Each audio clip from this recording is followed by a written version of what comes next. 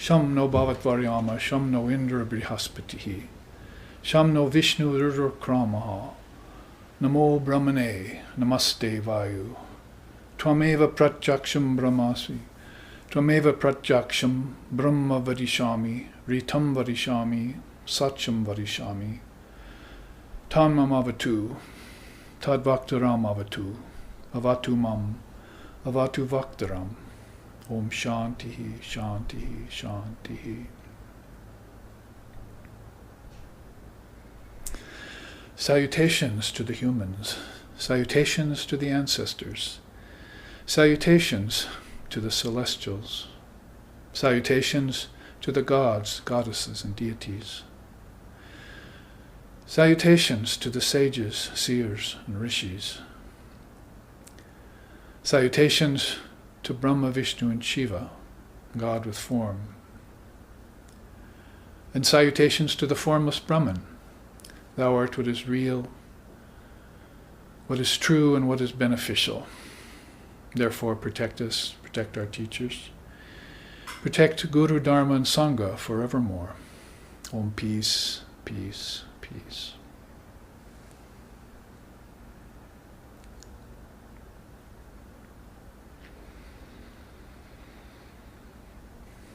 Om Agnir Murti Chaksusi Chandra Suryao, Vishaha Shrutri Vak Vivritasha Vedaha, Vayu Prana Hridaya Vishvamashva, Padbayam Prasivihi, Sarvabhutan Taratma. Om Shantihi, Shantihi, Shantihi.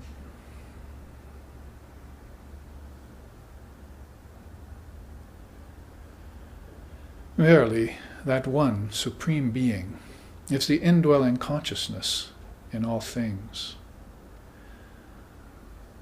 Fire is his head, the sun and moon his two eyes. The revelation of Scripture is his cosmic mind. The universe is his heart, his arms and legs the four directions. The wind is his breath, music is his voice, and from his feet the earth has originated. Om peace, peace, peace. Om Sahana, Om Sahana Vavatu, Sahano Bhunaktu, Sahaviryam Karvavahai, Tejasvi Navaditamastu Ma Vidvishovahai. Om Shanti, Shanti, Shanti. May Brahman, the reality, protect us. May Brahman sustain us. May Brahman illumine our thinking process. May we not find fault with each other, with the world, or with the teachings. And may what we study be a source of inspiration to us eternally. Om peace, peace, peace. May peace be unto us, and may peace be unto all. Om Hari Om.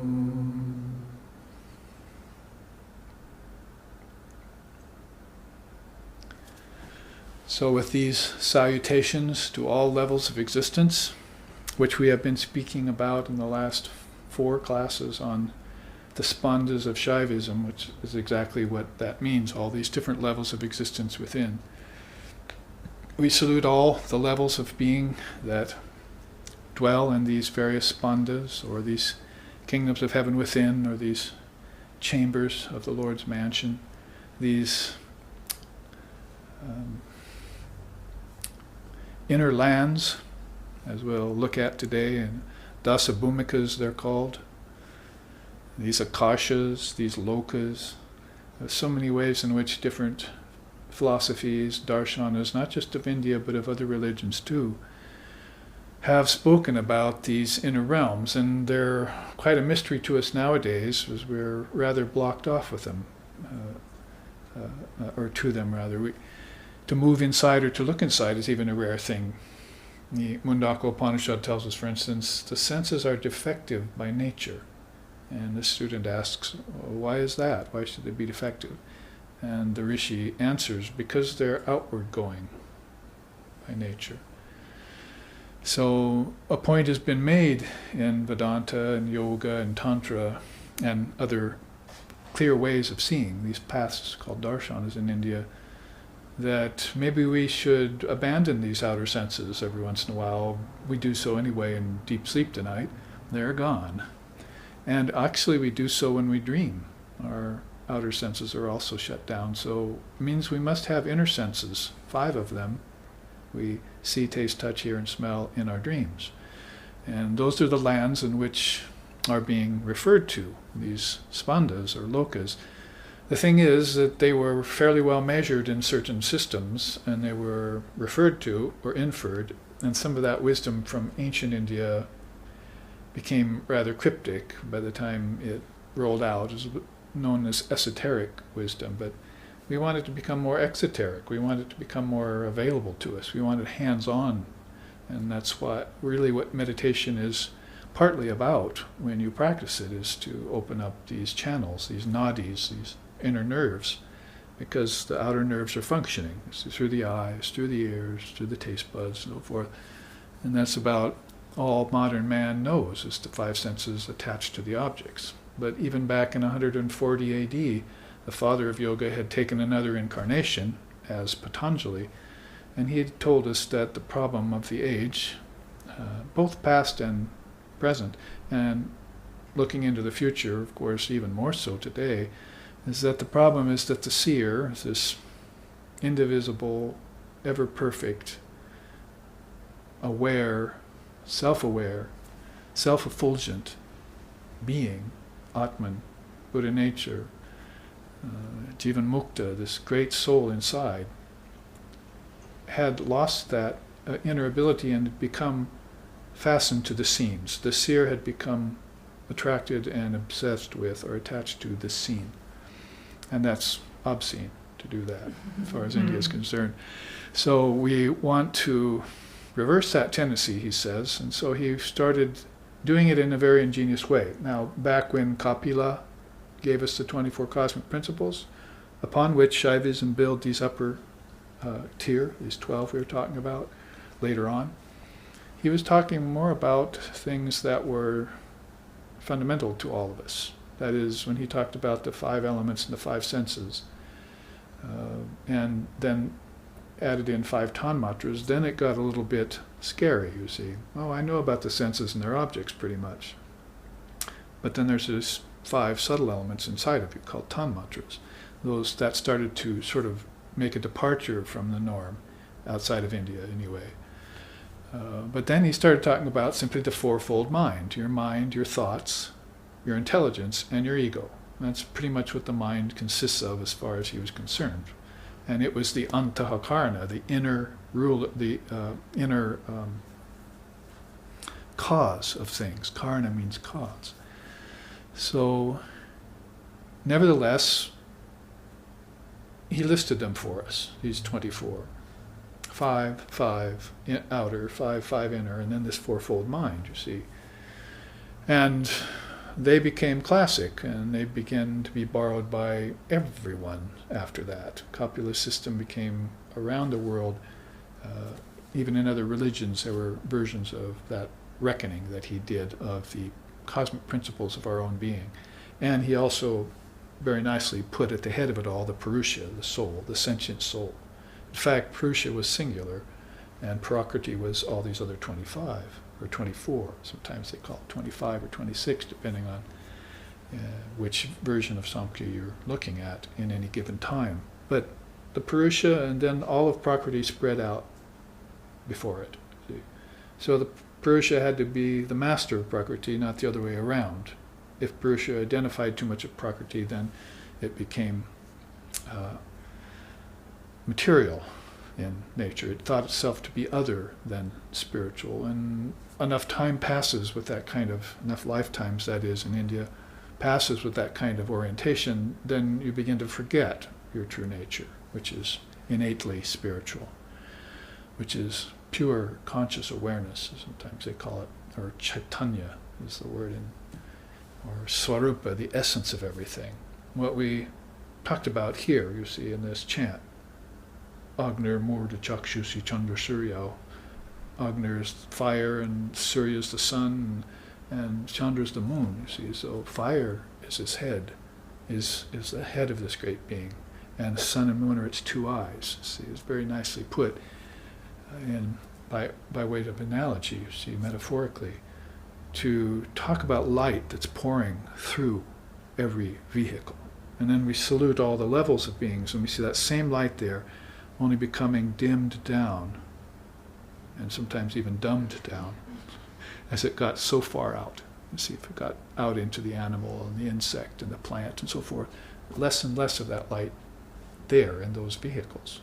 But more and more of that light if you move inward toward the human, toward the celestials, toward the ancestors and so forth, gods and goddesses even more, and finally the Trinity shining with sattvic light, the light of projection, sustenance, and withdrawal over hundreds and thousands of cycles, each 4,320,000,000 years long, you see, in this endless cycle of time that's constantly rolling on, like a great wheel. And the religions have talked about that too. They all have their different version of the wheel. Buddha's was get off the wheel of samsara with your ancestors and get onto the wheel of dharma. You see, the teachings, and then that wheel will take you toward the wheel of practice of the dharma, and then that wheel will take you off all wheels to enlightenment. Nirvana, he called it. So back to Patanjali's 5 and 5 and 5, these quintuplication processes. At that time, about 140 AD, he took an ingenious move, you see. He said, well, rather than just renounce them, as it's been doing, I renounce the senses, I renounce the objects, you see, that's good for the monks, right? But what about for the householders and so forth? Most of the world consists of them, you see. So what are they going to do? He says, well, here's what you do. You take each of these elements and you meditate on them. And you come to know them that way. So meditate on earth. Everything you can think about earth. Earth as dirt. See, earth as a planet. All the different continents.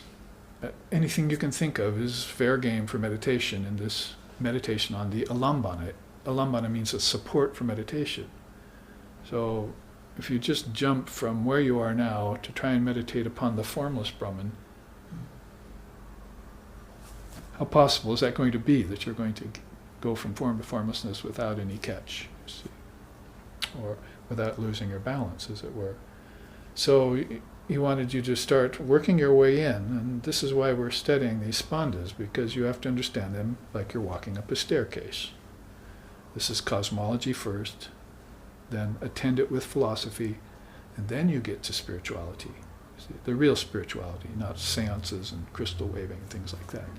That's metaphysics.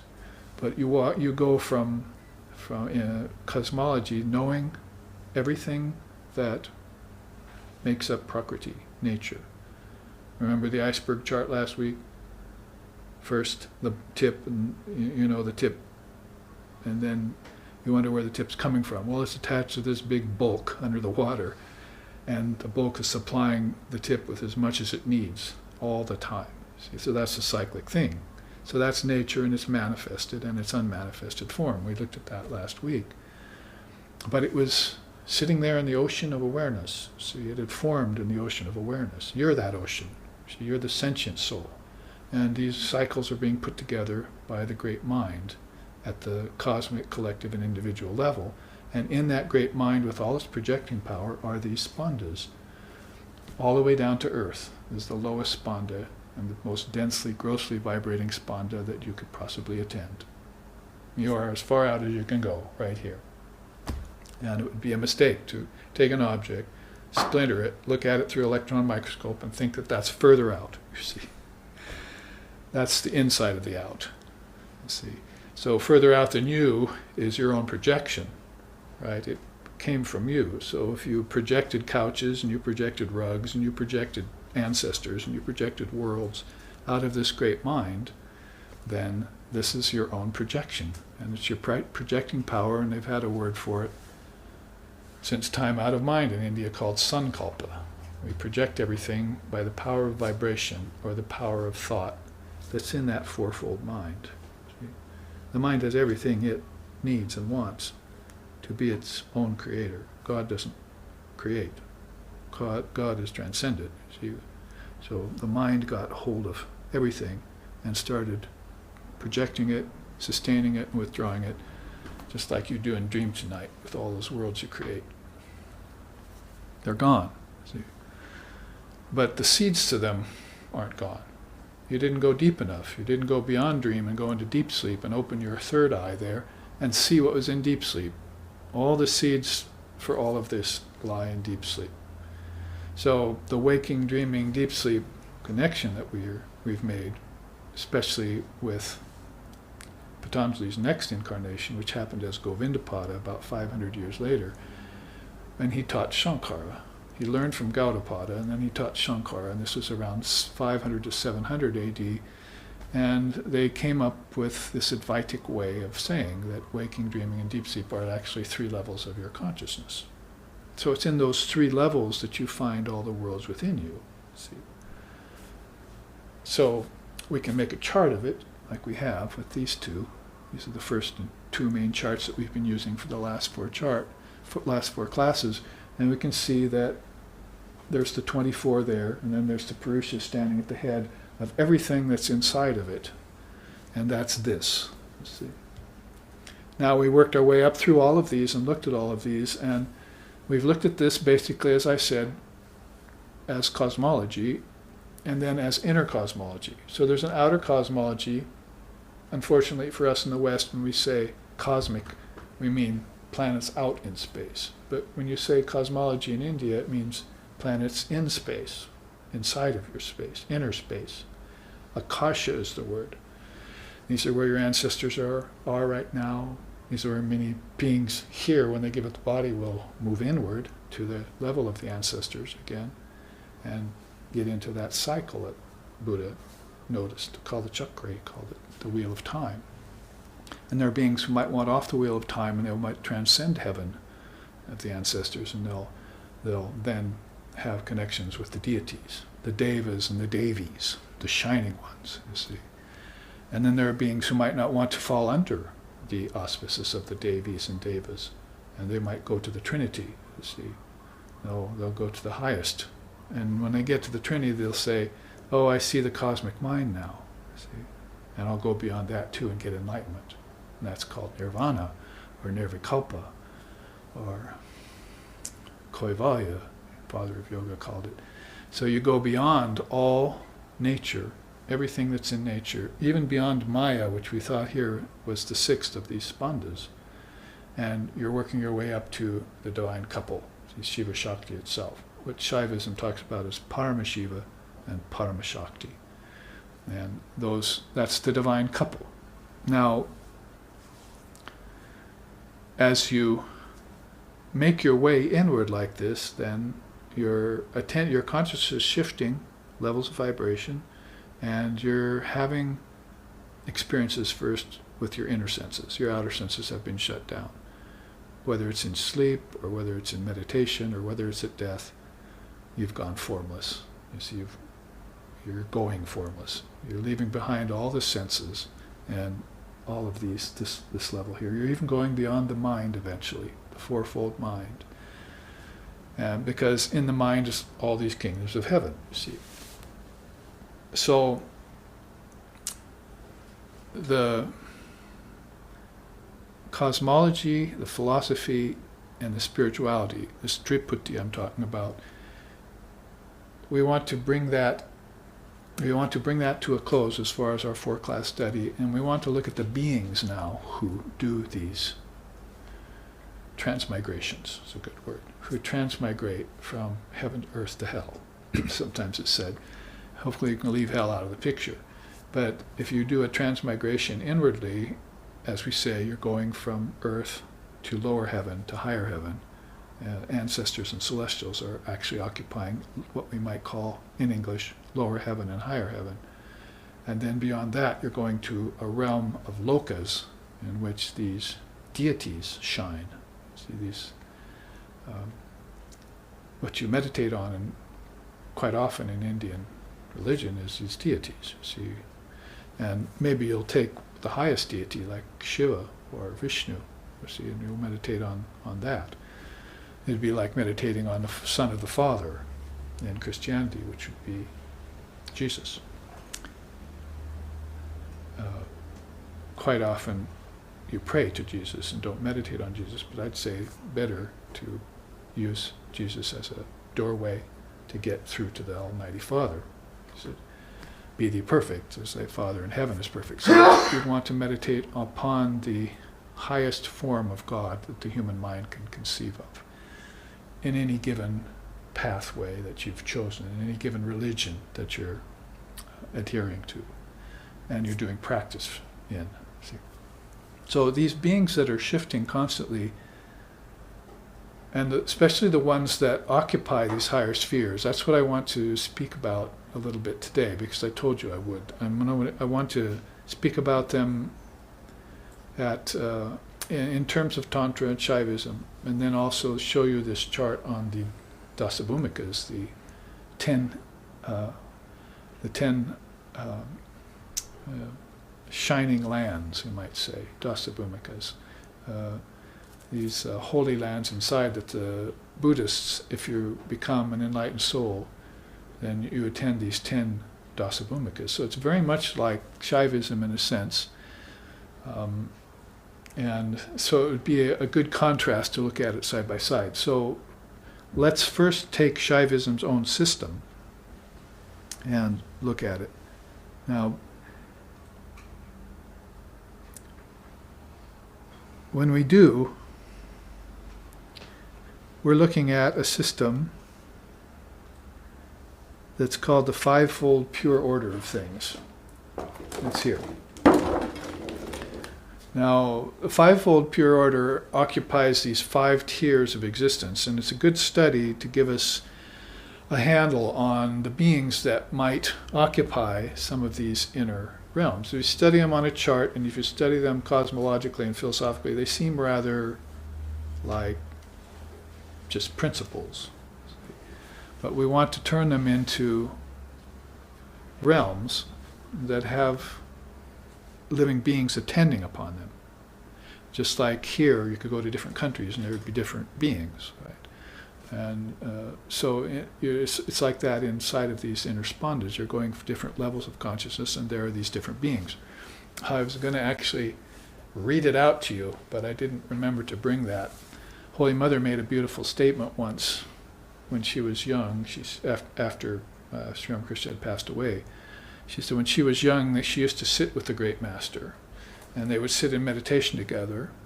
And she said one time she remembers that they sat in meditation. She had one of her early experiences of these spandas, these bhumikas, these inner lands. She said, we left the body together and we floated inwardly among the worlds, and we went flying, and we looked down upon all of these beautiful lands with beautiful tanks of water and lotuses and flowers and people.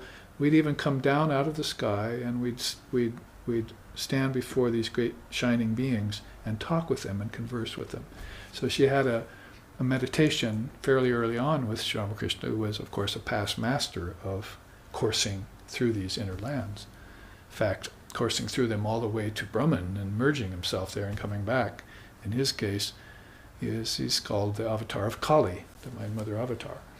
So she related this experience of having these conscious movements inside of her own self in meditation. Now, our point here is that we do this in dream, but because of our consciousness isn't really fully awakened, it's still under the control of the 3 gunas, slothfulness or laziness, restlessness, and then balance comes. And they're always going fast, so back and forth. So you'll go into dream sometimes in a heavy state, sometimes in a restless state, and other times you'll go in a balanced state. And when you go into a dream state in a balanced state, your mind will be clearer, and your vibrations will be less restless, and you'll have more wherewithal, more insight. See, it's a good word, insight, because that's actually what you're doing. You're looking in. So, as I said, you could do it in dream, and then this is how you make your dreams more lucid, by the way, is to bring light into your dreams, bring consciousness in. You would meditate here and do your practices here and remove the ignorance of the mind, and the mind would become, as Sri Ramakrishna used to call it, buoyant, like a hot air balloon that always wants to go up. He said most people's mind is like rainwater that always wants to go down. See, in fact, rainwater will find the lowest place to settle. Just watch it, you'll see. Like our flash floods here on the Big Island the last 2 or 3 days. My canyon was roaring, you see, next to my house and forming a big, huge lake down below our house. So rainwater will find the lowest place to settle, but the hot air balloon will want to go upwards, you see, naturally. All you have to do is cut off a few sandbags and it's out of here, they say. You see. So Sri Ramakrishna used to use that analogy. So when you cut off these sandbags of ignorance of mind and conventional thinking and lust, anger, greed, envy, jealousy, pride, the 6 fetters and 6 passions and the 8 fetters, then this mind will begin to naturally have inward experiences that are deep like that. And you may not realize at first that you're actually attending real lands with real beings in them.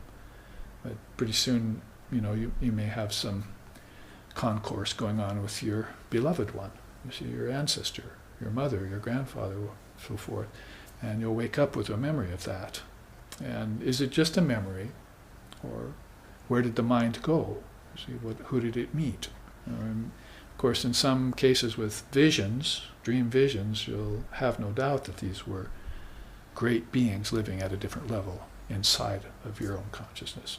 Eventually you'll find out that everything is inside of your own consciousness.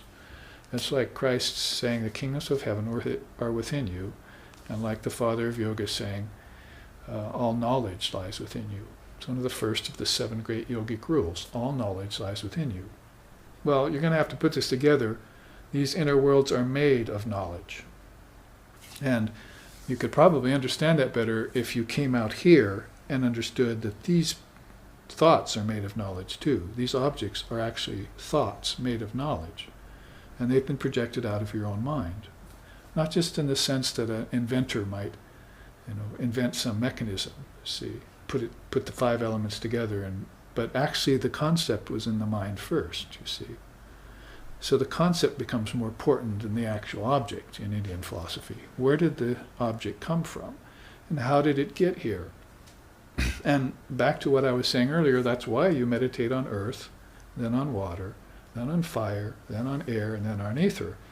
Because you're seeing the makeup of the physical universe. You see the lower Spandas. You know how things get put together out here, and that's called science, and it's called biology, and it's called chemistry, and it's called all sorts of things.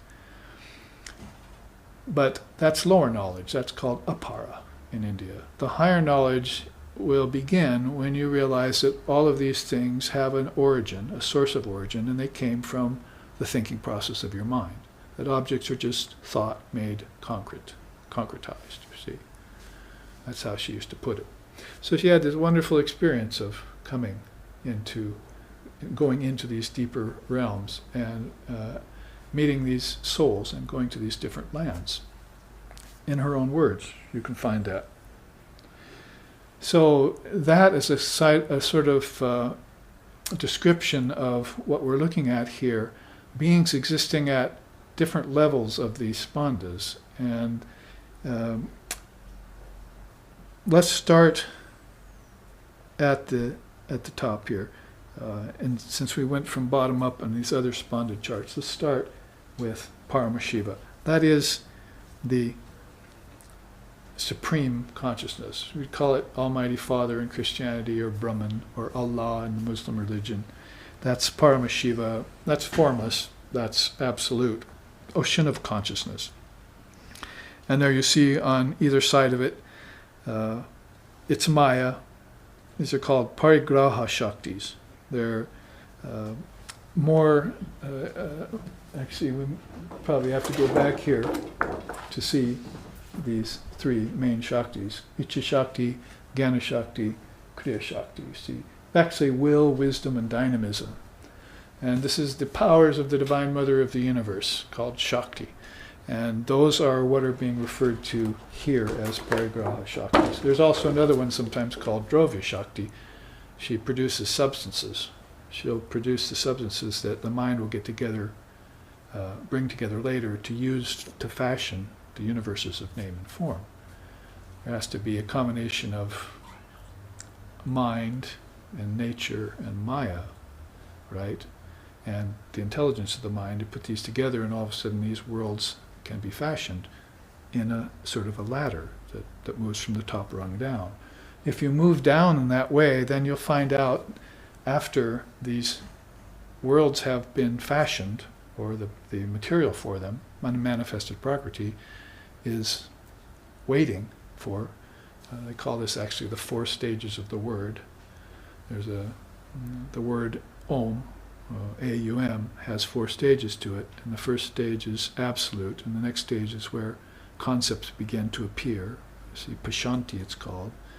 And then the next stage is Madhyama, middling, where words, meanings, forms, names are all brought together by the mind. And then finally, Vaikari is the 4th stage, and that's where everything gets solidified and comes out. See, so it's another system we could look at of the 4 stages of the word Om. It's a very powerful teaching that's more Vedic. Well, just bringing it into mention here because this is actually what's happening in this, also in this 5-fold order. Now you see there, Shiva, Shakti, Sadashiva, Ishvara, and Vidya. Do I have to point them out here? Shiva, Ishvara, Sadashiva, and Vidya. There's Vidya, and Maya. So these are all the 5-fold order of things. You could call them existence, bliss, will, cognization, and action. So this is how the first kingdoms of heaven get, best word in English is projected. See how everything is conceived or concepted. And so it's going to have those main 5-fold order as ingredients first. Now, after that, when everything is, the stage is set, as it were, at this very inward level of deepest thought and intelligence, then the 7 presiding deities can begin to, in Vedanta it would be like the 7 rishis of the 7 worlds, you see. Here they've got it as the 5-fold, 7 presiding deities, which is very similar. Ananta, Sukshma, Shivotama, Aikanetra, Aikarudra, Trimurti, and Shikendu. These are all names in Shaivism of these presiding deities that are going to be at the very head of all of these Spandas and preside and rule over them. See, this is going to be like, sort of like the Trinity was in that Vedic way of seeing in that age. And this is called a very pure order, you see. This is all Shuddha, very pure here. Now, the 7-fold presiding deities, if you come down a step, there you'll find the Vidyas and the Vidyeshvaras. The Vidyas are the highest order of the universe. Shiva, Sanja, means they're similar to Shiva because they transcend the world of Maya and they're free of malas. Malas in Shaivism means imperfections. But imperfections in Shaivism aren't like sins in Christianity. Malas are something that you take on and see through. That is like, for instance, if you had a tree full of fruit and it was blocking the sun, so you'd start picking fruits, right?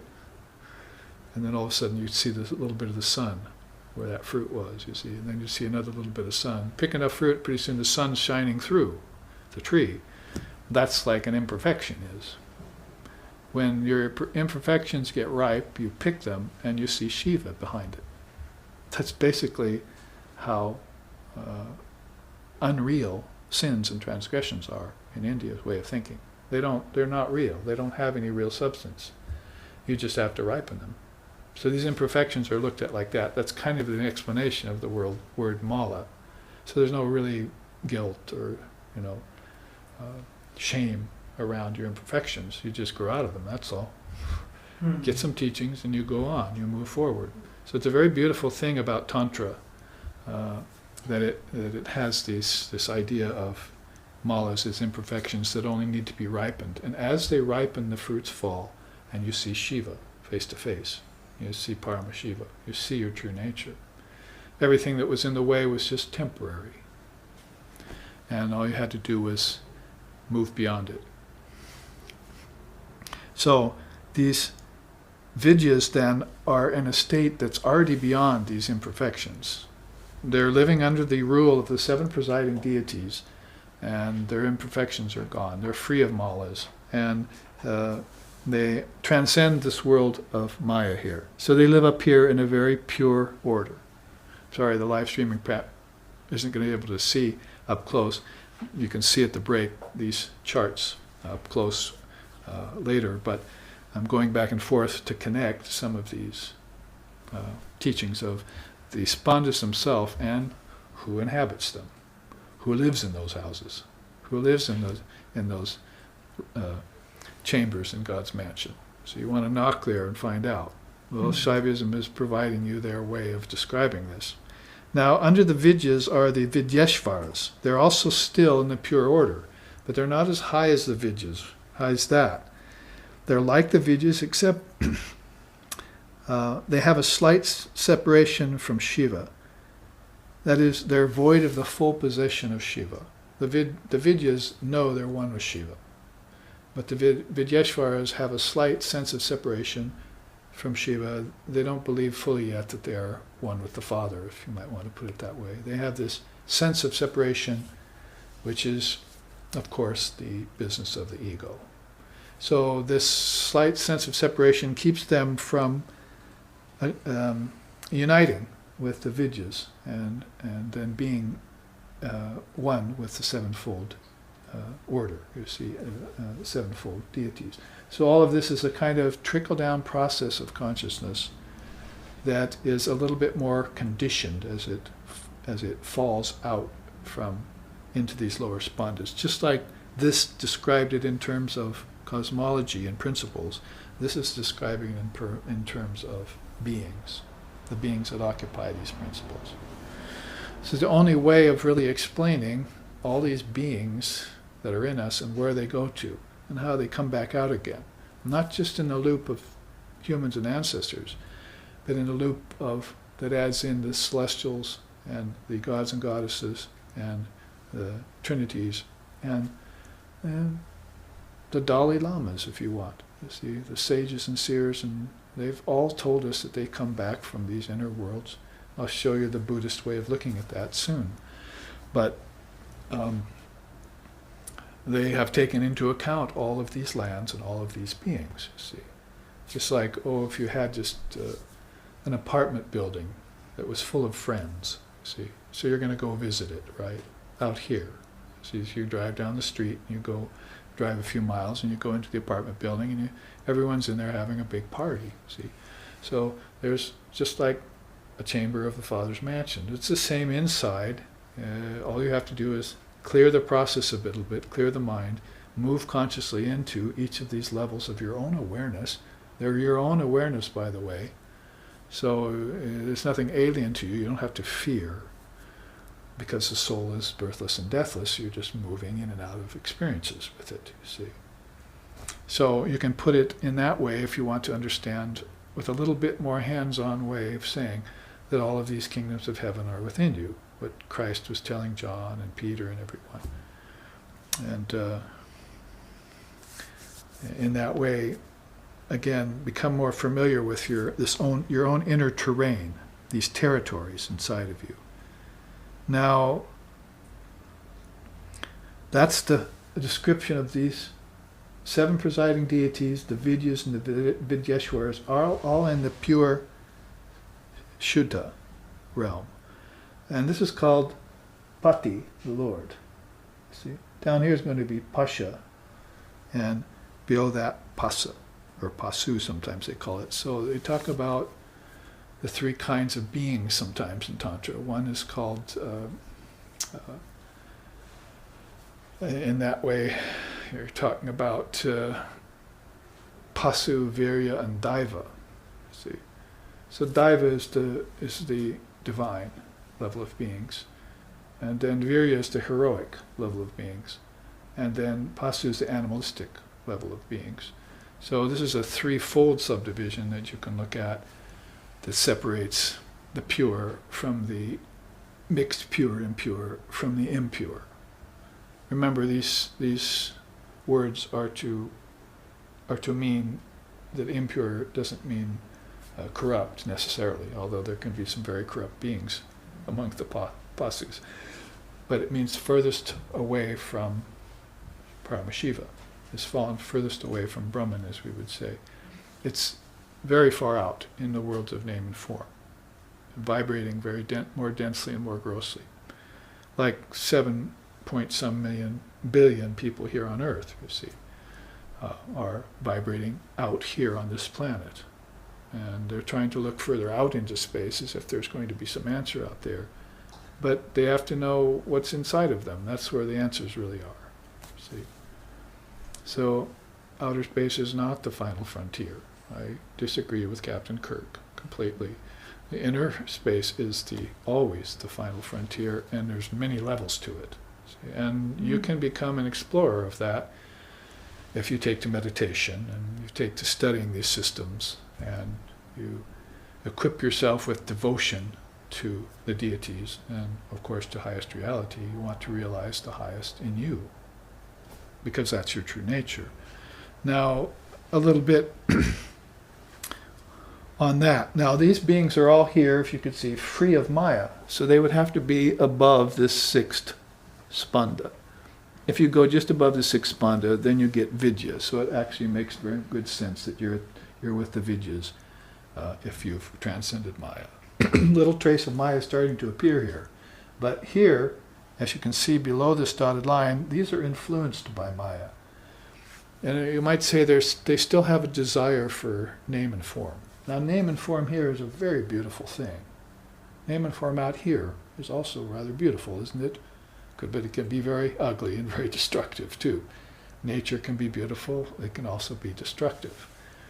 It can be a beautiful ocean, all of a sudden a tidal wave headed at your way, you see. So, beautiful spring day, lots of sun, all of a sudden you've got flash floods coming down the mountain at you. Or Mauna Kea erupts, or Mauna Loa erupts rather. They say Mauna Loa is about to erupt on this island again. It's beginning to make sounds and noises and steam and all that. See, so nature is beautiful, but nature is also potentially destructive and therefore horrible. So name and form gets more and more sublime as you reach the pure orders. So here in the mixed pure and impure, remember that word Shuddha, Shuddha. Shuddha, Ashuddha, if you put the hyphen in, is a mixed pure and impure set of realms. And you could call heaven one of those, really, especially the higher heaven. Now, the beings that are there accordingly are the Mantreshwaris. And the Mantreshwaris they still keep a sense of attachment to name and form, to Maya. Name and form is beginning to be less important to these beings as they realize more their formless essence, which is all bliss, all existence, and all wisdom. Sat Chit Ananda, they call it. So it's like dropping stages of a rocket. You see, the soul is dropping phases of its own desire, and it's beginning to unite itself. I and my Father are one, like Christ did in the wilderness with his long sit, and Buddha did for his long sit of 49 days, and Muhammad did in the mountains and so forth. All these great beings had these very long, deep, inward meditations which they saw the truth, and the truth would set them free. So these beings are still with a sense of Maya, attachment to name form. The difference between them and the Pasus are they know they have a sense of Maya. See? They know they have the attachment. Most of these beings haven't got a clue of they don't know what Maya is. All they are is focused on the senses and the objects. See? And Sri Ramakrishna used to say about them, they don't even think of God even by accident. See? That was a joke. See? Oh, those beings, they don't even think of God even by accident. So he's got those beings in Calcutta when he was alive. Then he's got these devotees coming from him. They know they're bound. These beings don't know they're bound. You see. So he turns his attention, you don't stir your pearls among swine, right? So he turns his attention to the ones that know they're bound, and he begins to work with them. And he gives them the mantra, for instance. Well, that's what the Mantreshwaras have taken with them out of earth. They've taken the mantra with them, and the mantra has become very, very powerful to them. Now, my whole life, getting my mantra from my teacher, Swami Sheshanandaji, and realizing how important it was from my mentor, Lex Hickson, to the founder of this organization. He was so into the mantra, and he was trying to teach all of us the import of the mantra. Holy Mother said at the end of her life to her devotees, and they were numbering in the hundreds and thousands by then, she said, know that of all I've given you, the mantra is the essential thing. See, that'll stay with you. All these other things, maybe you didn't have enough wherewithal yet to understand the Dharma yet. You maybe not have enough inner strength and insight and substance yet to realize Ishvara or any of these higher Spandas. So what you're going to take with you is the mantra. That mantra is going to be your saving grace. That's going to be the life buoy for you on the ocean of samsara. So to take you beyond the ocean of samsara. So the mantra became very powerful and became very well developed in the sense of these two kinds of beings, the Jivatmas and the Mantreshwaras. Now you see here the Mantreshwaras says they're under the control of Maya and they have a sense of attachment to Maya. So they're living at the upper crust of this Shuddha level of Spandas. So you would probably put them around here, you see. Raga, Niyata, Vidya, Kalas, and Kala. They know they're in time, they know they're under the sweep of Maya, and they know that there's a variance of knowledge that's available to them, and they are probably pretty well aware of the cosmic laws, and they're working on transcending them. These beings have gone beyond the cosmic laws, these beings. The mantra is less crucial to them now. They've realized the meaning of the mantra and have had the direct insight that the mantra confers. I was reading the Goddess Upanishad last night, one of them. There's 6 or 7 of them, maybe 8. And it was talking about Tripura Sundari, how the mantra is consisting of 4 things. The one is given to you by your teacher. It's called words. That's the 4th level of the mantra. Tripura Sundari means the triple, the most dear triple secret, see, that exists in your heart. The triple goddess that exists in your heart, that's called Tripura Sundari. And that's the other 3 levels of the mantra. That when you're given a mantra, you have to meditate on it and fuse it with the meaning of the mantra and contemplation of the mantra until each one of these goddesses of the mantra open up to you. Like Saraswati is the goddess of the word, so she's going to open you up to these deeper and deeper levels of the mantra. Again, I saw my dear spiritual companion Lex Hickson doing that in his life with the mantra that Nikhilananda had given him. And pretty soon he was very blissful with the mantra, so he was opening things up with the mantra inside of him. It was purifying everything, so it was clarifying everything, and his consciousness could move inward. Still he was living inside. It's like the consciousness almost abandons outside and just lives inside. When Sri Ramakrishna saw Naren, the young Vivekananda in his teens, he said, "Oh, Naren, he's got the look of a mother bird hatching her eggs. He's always walking around with this indrawn look. His hair's unkempt, his clothes aren't, on right, you see. He's just got this indrawn look, you see. So he's like, his consciousness is slowly abandoning the earth and all its concerns. And it's just taking up more and more of its residence within itself. And therefore it's having more and more concourse and occupation with these inner beings. I want to show you another chart on that in a second. Now let's look at the jivatmas. 3 kinds of individual selves. The pakvamala is the most matured. The Vijnanakalas, or Kevalams they're called, is the first. The Pralayakalas, or Kevalas, are the second. And the Sakalas are third. Now, you see that the first are matured, and they gain liberation at the time of pralaya. Now, this is getting into the cosmology again. Pralaya is the dissolution of name and form and time and space at the end of a very long cycle. There's also a Mahapralaya, that's a dissolution of many cycles. Basically, a pralaya happens after the 4 yugas. You have Kali Yuga, you have Dwapara Yuga, you have Treta Yuga, and you have Satya Yuga. And then the whole thing starts over again, you see, actually in reverse order. So Satya is the first, then and then you've got the third yuga, and then you've got the second yuga, and then you've got the first yuga. Kali and Dwapara and Treta is the third, and then the fourth is Satya Yuga. So these 4 pass in cycles all the time, see. So when one of those cycles, that's called a pralaya, and everything, Shiva will draw everything back into formlessness. Everything. Even the gods and goddesses. Everything will fall back into formlessness. Vishnu will go to sleep on the great bed of snakes sitting on the ocean of etheric waters. See, I think I showed you a chart about that in the second class. So even the Trinity is going back into a temporary sleep. It's like a night.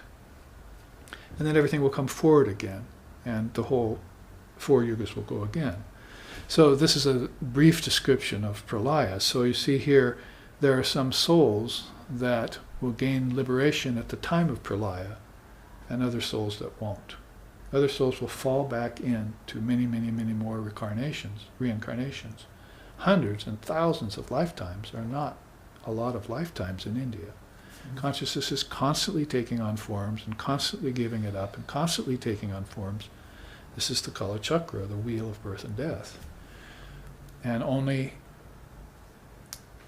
knowledge will save you from that suffering and ignorance. So knowledge, as Krishna says, will take away the thorn of ignorance, and you'll be free, and you can graduate out of these cycles of rebirth that are going on all the time. So gain liberation at the time of pralaya. Hard to understand it, but Sri Ramakrishna used to say there's this old woman who goes along the beach, and she gathers up all this stuff from the beach, little bits of glass, a little bit of sea foam, he said, see, different things, shells, bits of shell and so forth. And so takes them home, and she got this whole big jar of different things from the beach. Flotsam and jetsam. All this stuff. And that's the end of his story. So he said, what's that mean, sir? It means, well, these are the things that the Divine Mother of the Universe, these are the beings that the Divine Mother of the Universe are going to use for the next creation after pralaya. So those are the souls that didn't get free. See? They got recycled. They got taken back, and when pralaya ends, the whole projection will happen again, and these beings will inhabit the worlds. See? So they didn't get free of Maya. And so that's not the case with these Vijnanakalas. You see, they got free, they'll get free at the time of liberation. They're not free at the particular time, but they will get beyond Maya at the time of liberation, and they won't have to come back and take even an etheric body like this. Now, the Apakvamala are the immature beings, and they have to return to form after pralaya. And then you see here the Sakalas. The Sakalas are bound by the 3 malas. They receive Shiva's grace through gurus, and they get Jnana and Dharma and Diksha, and in that case they have a chance to get free. So here's where spiritual practice comes in for these beings at this lowest level. That is basically, they need the mantra. You need to get a mantra. And you need the grace of Lord Shiva, or the grace of your deity. And you need to have a guru, a teacher. And you need that guru to give you the dharmic teachings. And you need to get initiation, diksha. Those are pretty much the 5 things which are, by Shiva's grace, these kinds of beings are given so that they can eventually work their way up, inward, and become mantreshvaras, and even go beyond Maya and get beyond the need to be reborn again in forms. See? Now, the mention of the 3 malas here is what binds them. Let's take a look at Shaivism's teaching on what binds people at that level. First, there's the Anava Mala. Anava Mala. Primal ignorance, connate impurity, deluding power, and obscuring force. Binds. That's one of the malas. Second mala is Mayika. It provides mind and body, it fabricates the worlds, it produces objects, and it encourages enjoyment. That's the second mala. You can see by the brief descriptions that these are what these beings are dealing with. This is actually very subtle, right? This is like causal, and this is subtle, and this is gross. So these 3 malas come to these beings that are, and bind them. Karmika, well, that's just almost self-explanatory, that word. That's what keeps people into the body, is karmas. Here it's described as it limits your cognition, that is your cognization powers. You get limited and you can't really see, you can't really think right, you can't really perceive reality. Your consciousness gets darkened. It compels to action. This is this 3rd mala. That means actions are what bring karma. So you're engaging in action all the time and you're going to get reaction. So people are throwing themselves into karma all the time, into action, and having to suffer the reactions. And this keeps them away from doing their practice, their sadhana. See, like work, I hear it all the time. Oh, come on retreat. Get the mantra. Get the practice. Get the teachings. Get the dharma. No, I have to work. What can I say? You see, I mean, say no more. Say no more. Isn't it? You have to work, then you have to rework. It's action and reaction, you see. And you're not taking time off to get refreshed, to get your mind refreshed on, and to help remember your true nature so that you can be free. So karma is constantly binding people into the wheel of birth and death. That's the karmika mala. Then it poses merit and demerit to people. So they're looking for rewards, and they're also suffering failures. And it also binds one to samsara. That is, lives of birth and death and ignorance all the time on the samsaric wheel. That was Buddha's contribution, and he explained it in terms of ancestors and humans, and animals and insects. This constant wheel that these beings at the level of the jivatman are going through, you see. So these are 3 kinds of jivatmas. Jivatma is an interesting word. It's the atman that's become embodied. So you can see amongst them that there are some who are who know that embodiment is to be transcended, and others that are working on it, and others who are suffering it. They maybe don't even know that the body is a weight on their soul. The body, made of 5 elements of nature, is a weight on the soaring soul. I see. He used to. That's a line out of the song in India. So this is a 5-fold order, pure order, down from Paramashiva, with the 7-fold presiding deities, under them the Vidyas, under them the Vidyeshvaris. Then, when Maya begins to kick in, the Mantreshvaras, who are working on freedom with their mantras, and then the whole kind of 3-fold order of jivatmas, or embodied beings, each at their level of struggle. See? under these three kinds of malas that Shaivism describes for us very, very completely here. You can see here impure, pure, as Shuddha, Shuddha, as we said.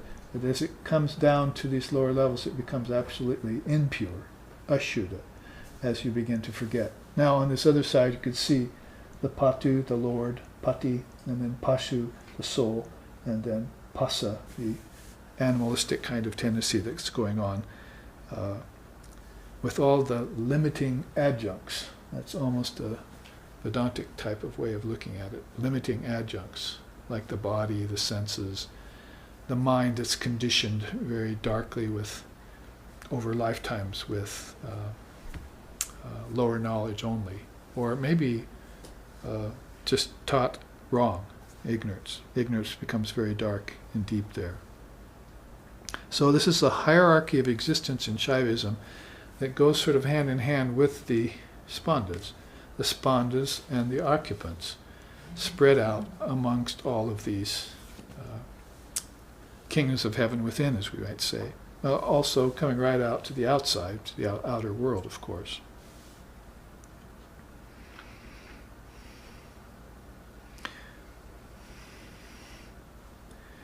Now, this is not going to take long, but it puts a different spin on it, maybe even a little bit more refreshing one, because that teaching of the hierarchy of existence is a little complex. Mm-hmm. Here, though, we see a teaching of Lord Vashishta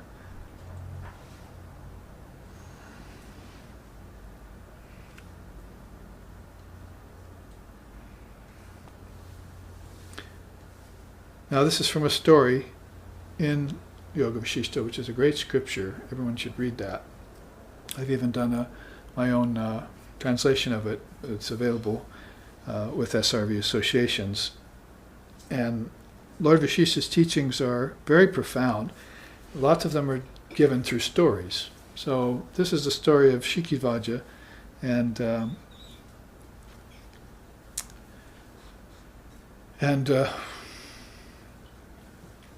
the queen that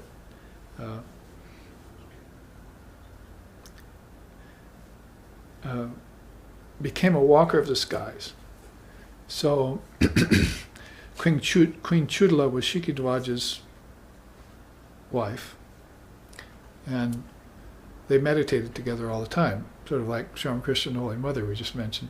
So they meditated together, but Shikhivaja didn't have the development, you see, that Queen Chudala had. Queen Chudala was pretty much a past master at meditation, so she already had these very powerful meditative skills developed in her, and so she could go into deep meditation, and he would just sit and pretty much just have meditations at a moderate level. See, he wasn't very free. His nadis weren't open. He wasn't coursing inside and having these inner experiences like she was. So these inner experiences are very personal and very private, so they didn't really share much about them. But one day he told her that she told him that he was having these great, powerful meditations, and she being the woman and he being the man, he wouldn't believe her. He said, no, you're not. You're just imagining those things. So she didn't say anything, as good women won't, to upset the whole marriage. And she just went on having these beautiful, deep meditations. Well, this was walking the skies, just to bring it to a simple, shorter story, version of the story. You can read it in Yoga Vashishta. But you can see here that a whole system then comes in a teaching from Lord Vashishta to Ram, because Sri Ram is the young teenage avatar. Everyone has heard of Ram. It came even before Krishna, is that avatar of Vishnu. So Ram was asking, how does one make oneself fit for the highest powers, these higher powers called walking the skies? And so this was after hearing the story of Shikhivaja and Chudala. Shikhivaja actually eventually gave up his kingdom, went to the forest and became an ascetic, and began to develop these higher powers himself. And she didn't like that he left her, but she took up a different form in the forest and helped him. She took up a male form and went into the forest and helped him get over his asceticism and become deeper and deeper in his spiritual prowess. It's a very beautiful story you can look into. But after the story was concluded, Ram asked, well, how does one become fit for such higher powers? How does one become a walker of the skies? So Vishishta gave this teaching, and I've synopsed it here in this chart. Starts with proper diet, then easy posture. You should be able just to sit cross-legged like this and with a straight spine and so forth. And control the prana, usually by breathing. So diet, asana, and pranayama, pretty much the three mainstays to beginning this journey of inner life. That is, if you have proper diet and you're not inclined to sit and breathe, then you get caught in enjoyment, right? You get these malas, isn't it? You just eat food and enjoy it, and you become a worldly person. You don't use your energy from food to move inside. Energy from food is meant to be taken inward. That's called sublimation. So you have to eat proper diet and then meditate and raise the food from the energy you get from food and turn it into ojas. That is, that whole chart on the wall right over there on our own ashram is all about that process. The role of food and prana in spiritual life. So this is, of course, known in so many different systems. The Tantrists have a version of it, Kundalini has a version of it, Yoga has a version of it, Vedanta has a version of it. So we know that this is pretty much common to all the Indian darshanas. Those first three. Now you turn a corner there when you start to practice detachment from sense objects. That's pratyahara, and that's much more difficult for people. First of all, you want to get savitarka and nirvitarka, and you're going to get savichara and nirvichara. You want to take your mind away from outer objects, then you want to take your mind away from inner objects. That's basically what pratyahara consists of. If you can quit thinking of objects, and you first give them up out here, and then quit thinking of them inside, that's two different levels of pratyahara that you've been able to master. As soon as you become released from preoccupation with objects, that's when you can start having these higher experiences. Otherwise, you're bound into sense-object relationship, subject-object relationship, and you never know the eternal subject.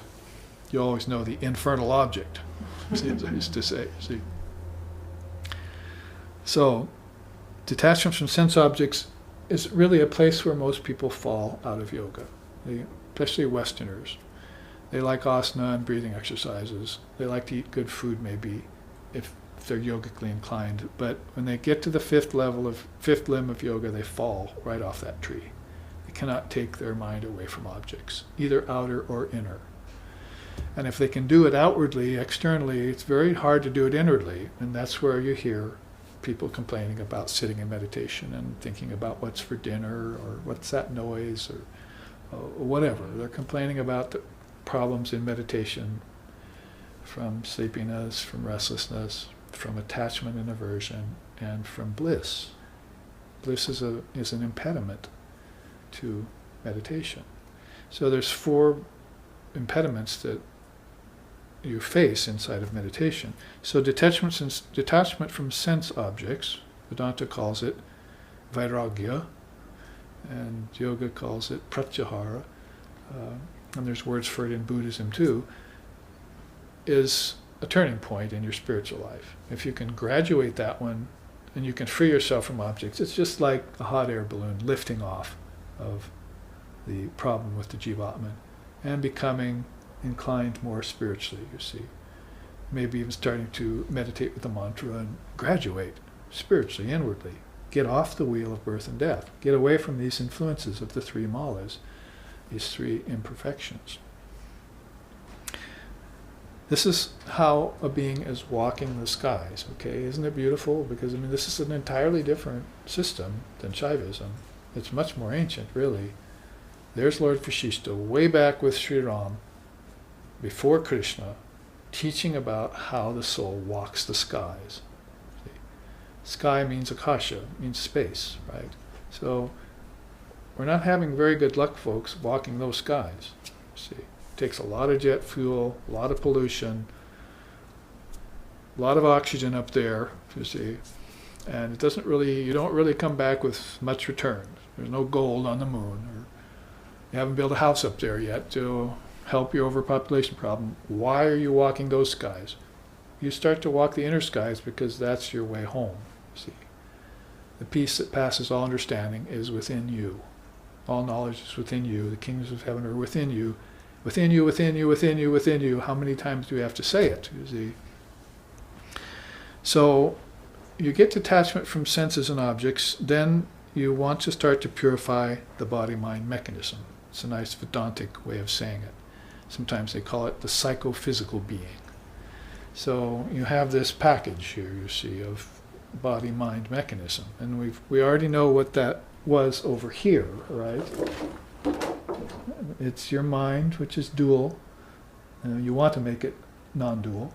Your thoughts, your intelligence, and your ego is one fourfold complex of your mind. That's called antahakarana again, the inner cause of everything after.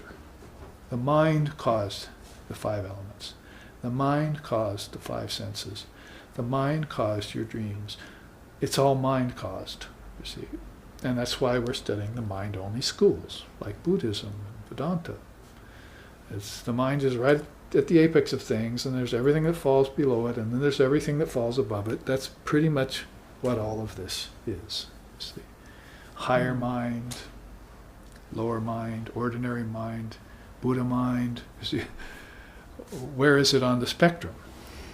So you want to purify those things, and the teachers or the gurus give you ways of purifying.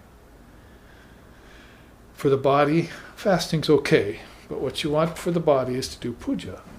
You want to bow before the shrine. You want to light candles. You want to offer flowers to these higher beings. To the sevenfold, fivefold pure order, how about?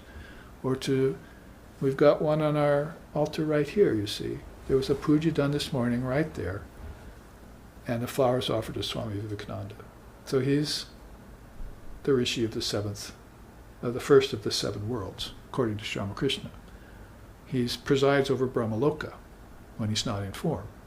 So isn't this offering puja, you see, to the image and the memory of Swami Vivekananda? And that's one of the best purifiers of the body. Who says that? Krishna in the Bhagavad Gita. The best austerity for the body is worship, he says. Not fasting. You're going to purify this body actually? No, it's always going to be full of filth, mucus, blood, pus, saliva, juices, decay. You think you're going to purify it? So purify it in another way. Turn it holy. Turn it into the temple of God, isn't it? Somebody wrote me the other day, how do I consider the body of myself and others to be unclean? And I said, well, that's easy. Here's what it consists of. I'll give you a list. But that's the physical constituent, you see. But you can look at it conceptually as a temple of God. Turn your body into a temple of God. Then it becomes holy, you see. And then everything it does and everywhere it goes becomes holy too, just like in their case. So you're not quite understanding that. If you're attached to the body, then you need to get the teaching of how impure it is. If you're not attached enough to the body, then you need to come back and use it right, you see. So you're wandering off into these extremes. You're not keeping that balance, the razor's edge path, you see. So this is how you inform yourself. So you purify it. Now, if you go, and we have about 5 minutes left now for the first half, rise above the 6 passions would be what the Walkers, the Skies does, because lust, anger, envy, jealousy, pride, grief, delusion, and there's a whole list of other fetters like shame and so forth. are things that are weights on that hot air balloon. See, there's a beautiful song in India. I was meditating high, deep in myself, like a kite flying high in the sky. Then came a rough blast of sin's hot wind and drove me toward the earth. See? It's a beautiful song. You'll find it in the Gospel of Sri Ramakrishna. So that sin's rough wind came and drove it towards earth when it was perfectly happy up there, you see. So that's these fetters and these passions. They become outright weights or winds that keep you from walking the skies. And these beings are fraught with them, you see. They're having all sorts of problems with them. They're creating karmas with them. Lust not only for physical things, but for wealth, for instance. Lust for wealth. How many people have bound themselves down to this earth via that alone? So you're letting go of those more and more, you see, then you begin to walk a higher level of your consciousness. You can move inward without inhibitions or impediments. You know, might ask Ganesha to help you with that, but he's not going to help you unless you take his advice. See, oh, let's pray to this and that deity. See, but are they listening? Only if you're doing some austerity. See, if you're just doing the same old things and you pray, they're not interested because they know you don't have any interest in them. But if you become interested by purification and different sadhanas and so forth, these beings tend to look towards you. You see, oh, I see, the prayer is getting through. You see, oh, I think I'll answer that prayer. I'll appear in their dream as a hoary old bearded fellow and give them some advice, you see. I'll give them a vision. So you need to attract the attention of these deities, and you do that not through your same old actions, but through entering into spiritual practices. There are stories of beings in the Itihasa of India that did austerities for 1,000 years just to get one boon. They were that persistent, you see. I want Shiva for my husband, Parvati said. See? So she did 1,000 years penance to get Shiva for her husband. That was pretty good. See, that worked out for her. Not right away, you see. But somebody came along and paved a way for her. See, she walked the skies, but she had to do it herself. You have to. Like Swami Sheshananda, my teacher, my guru, used to say, you have to follow up hearing the truth with the spiritual disciplines. You can't just hear it and that's it, but you have to practice it. Hear it, then practice it, then realize it. That's 1, 2, 3 punch.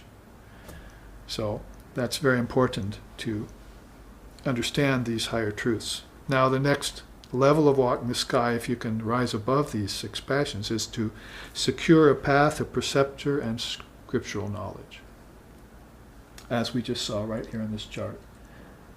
See, the very same things that can free you are right there in path, preceptor, and spiritual knowledge. Because what will that do once you're above the passions and you've purified the body-mind mechanism and you can detach from the objects of the world? It will awaken Kundalini Shakti in you. And Sri Ramakrishna used to say, no spiritual progress can be made without awakening Kundalini Shakti. So real spirituality begins here, boys and girls. See, this was all practice prior to that.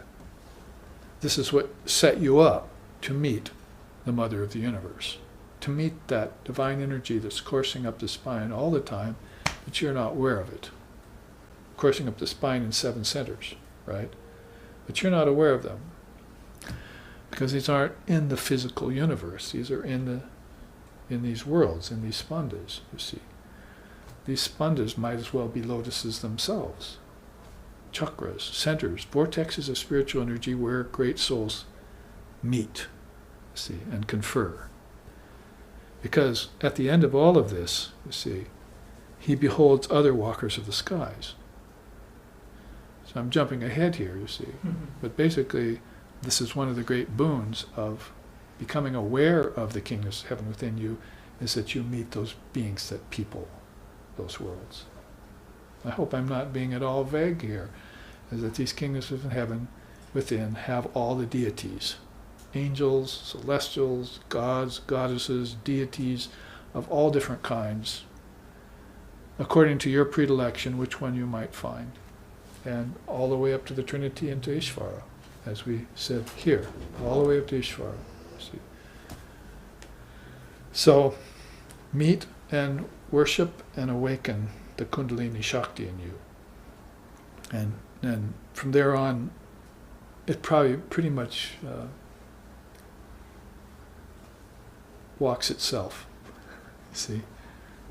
The skies occur to you one after the other. Sri Ramakrishna had so many more samadhis, so many more divine moods, bhavas, and various experiences, all the way up to Nirvikalpa, when he awakened the Divine Mother inside of him, Mother Kali. Just read the Gospel and you'll see.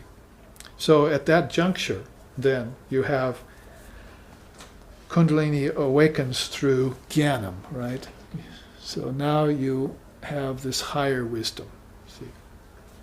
And Kundalini Shakti begins to flow upwards, that means inwards. So she's now awakening to higher centers, or you're awakening to her, present in higher centers is how I used to like to say it. The body and mind change in nature. They gain great strength. As we said, your body becomes holy and sacred, a temple of God, and the mind becomes not dual, but non-dual. It begins to cohese into one understanding of one consciousness alone. You might say, if you look back here, you're probably at that part beginning to go beyond vidya, you see, because this is where all this differentiation of knowledge happens in vidya. Now you're beginning to see it all as one source, one light in everything. And that's where you're having these visions of non-duality. Now, Kundalini infuses the Puryastika body. Puryastika body means pretty much your eightfold body, is what it means. And it's one of the great teachings of Lord Vashishta in his time. Pretty much 5 senses and threefold mind is what it is. So your senses and your mind get infused with Kundalini Yoga, with Kundalini Ma, Mother. She takes it over. Sri Ramakrishna used to say, when she got into me, I just felt like a figure made of sticks hanging from strings, you see, like a puppet. And she just took me here and there. He said, when I used to meditate, and then I would start to think, I'm going to quit meditating now and stand up. She would lock my joints, and I could actually hear the keys turning. And I couldn't move, and I'd sit there for hours. So she just took him over, you see. And he became absolutely subject to Mother of the Universe. And again, you can read that in the Gospel of Sri Ramakrishna, all his beautiful experiences that he had. And I can see that we're not going to have time to finish walking the skies in the first half. So we'll have to take a break here, and because these get a little bit more intense and a little bit more explanation needs to be given for them to finish this chart. So let's take a break here. We'll have some sacred prasad here, which is right here at the beginning of Walking the Skies. And we will come back to you walking the internet skies in about 15 minutes to finish up this 5th and final class on the Spandas of Shaivism. Thank you very much for your kind attentions.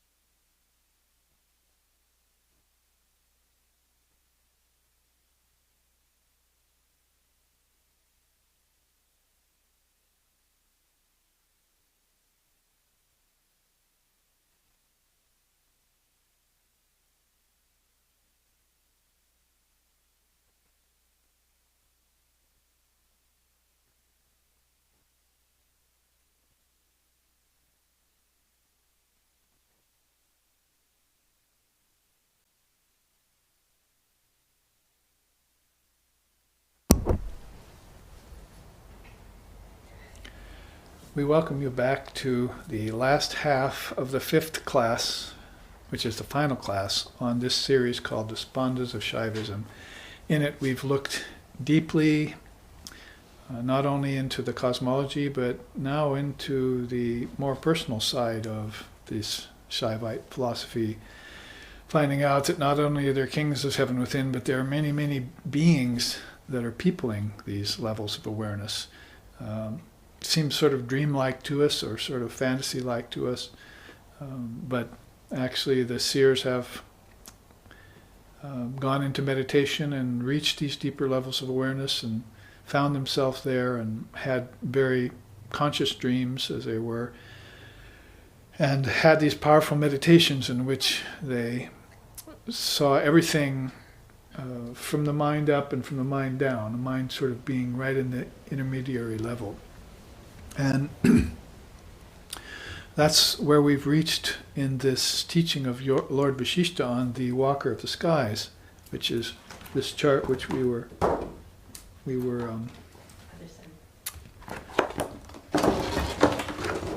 going through in the first half, and which we reached about halfway. We had reached this very important level of awakening up to Mother Kundalini. She's got many names. She's called Kali or Durga or Saraswati, Tara, Lakshmi, many beautiful names for her. In fact, yes, there is music, quite a lot of music written to her that we often sing.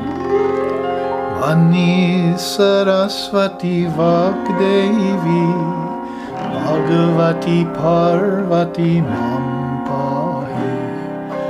Amba Parameshwari Akhilandeshwari Adi Parashakti Palayamam Vani Saraswati Vagdevi Bhagavati Parvati Mampahi.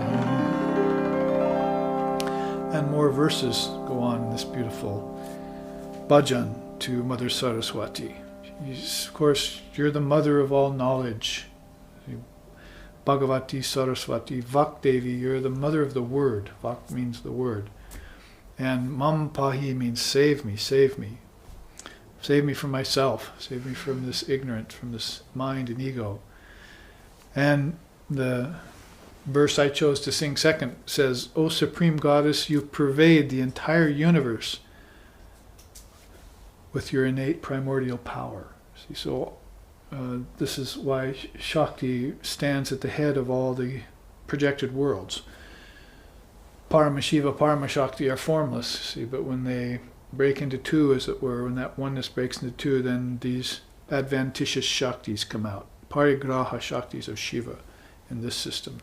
And they're all about supreme or divine will and this eternal wisdom of the seers, and this dynamic power called Shakti itself, through which all the manifestations of these various Spandas, Lokas, Akashas, worlds, realms, whatever you want to call them, kings of heaven within, all manifest themselves, and all these beings take up their residence in these levels and areas.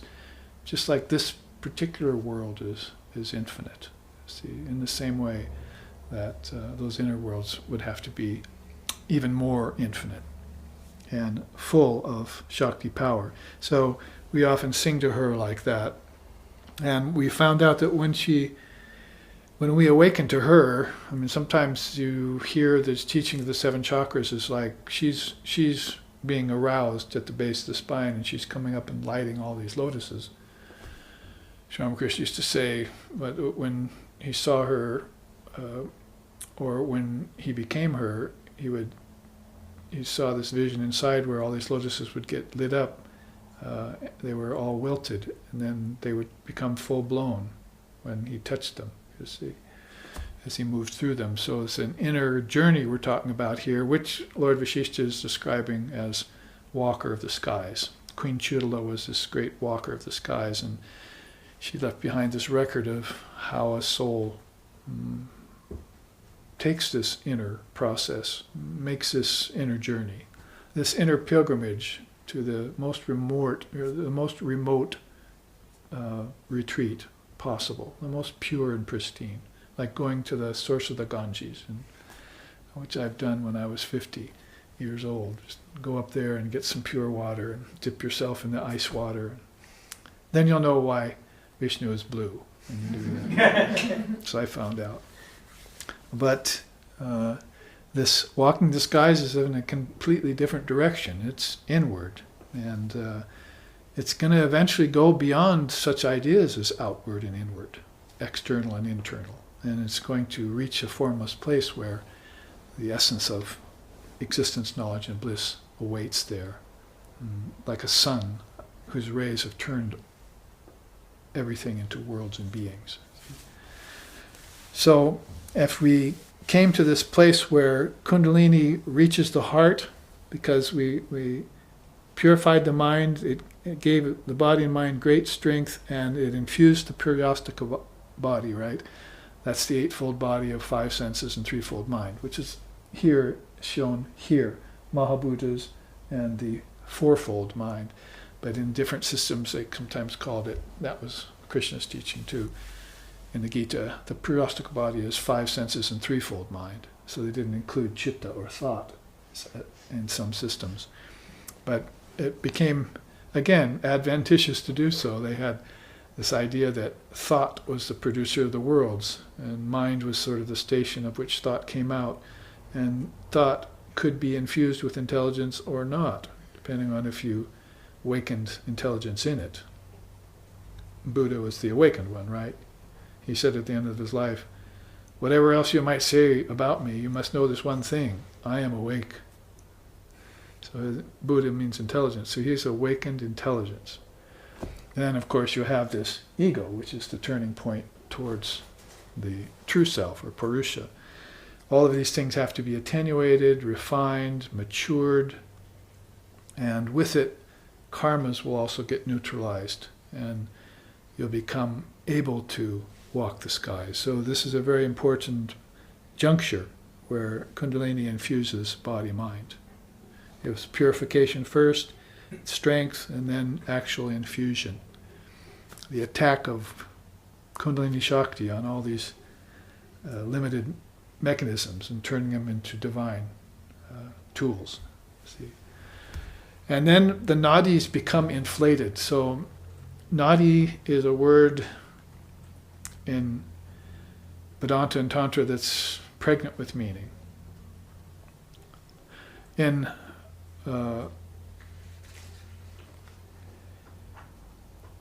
the heart, there's 100,000 nadis, you see, and in each one of them 100,000 more, is what the Upanishads would state. So just like these kingdoms of heaven within you, which are so multifarious, then you'll find the channels or the roads that get to them, just like into our cities here in the U.S.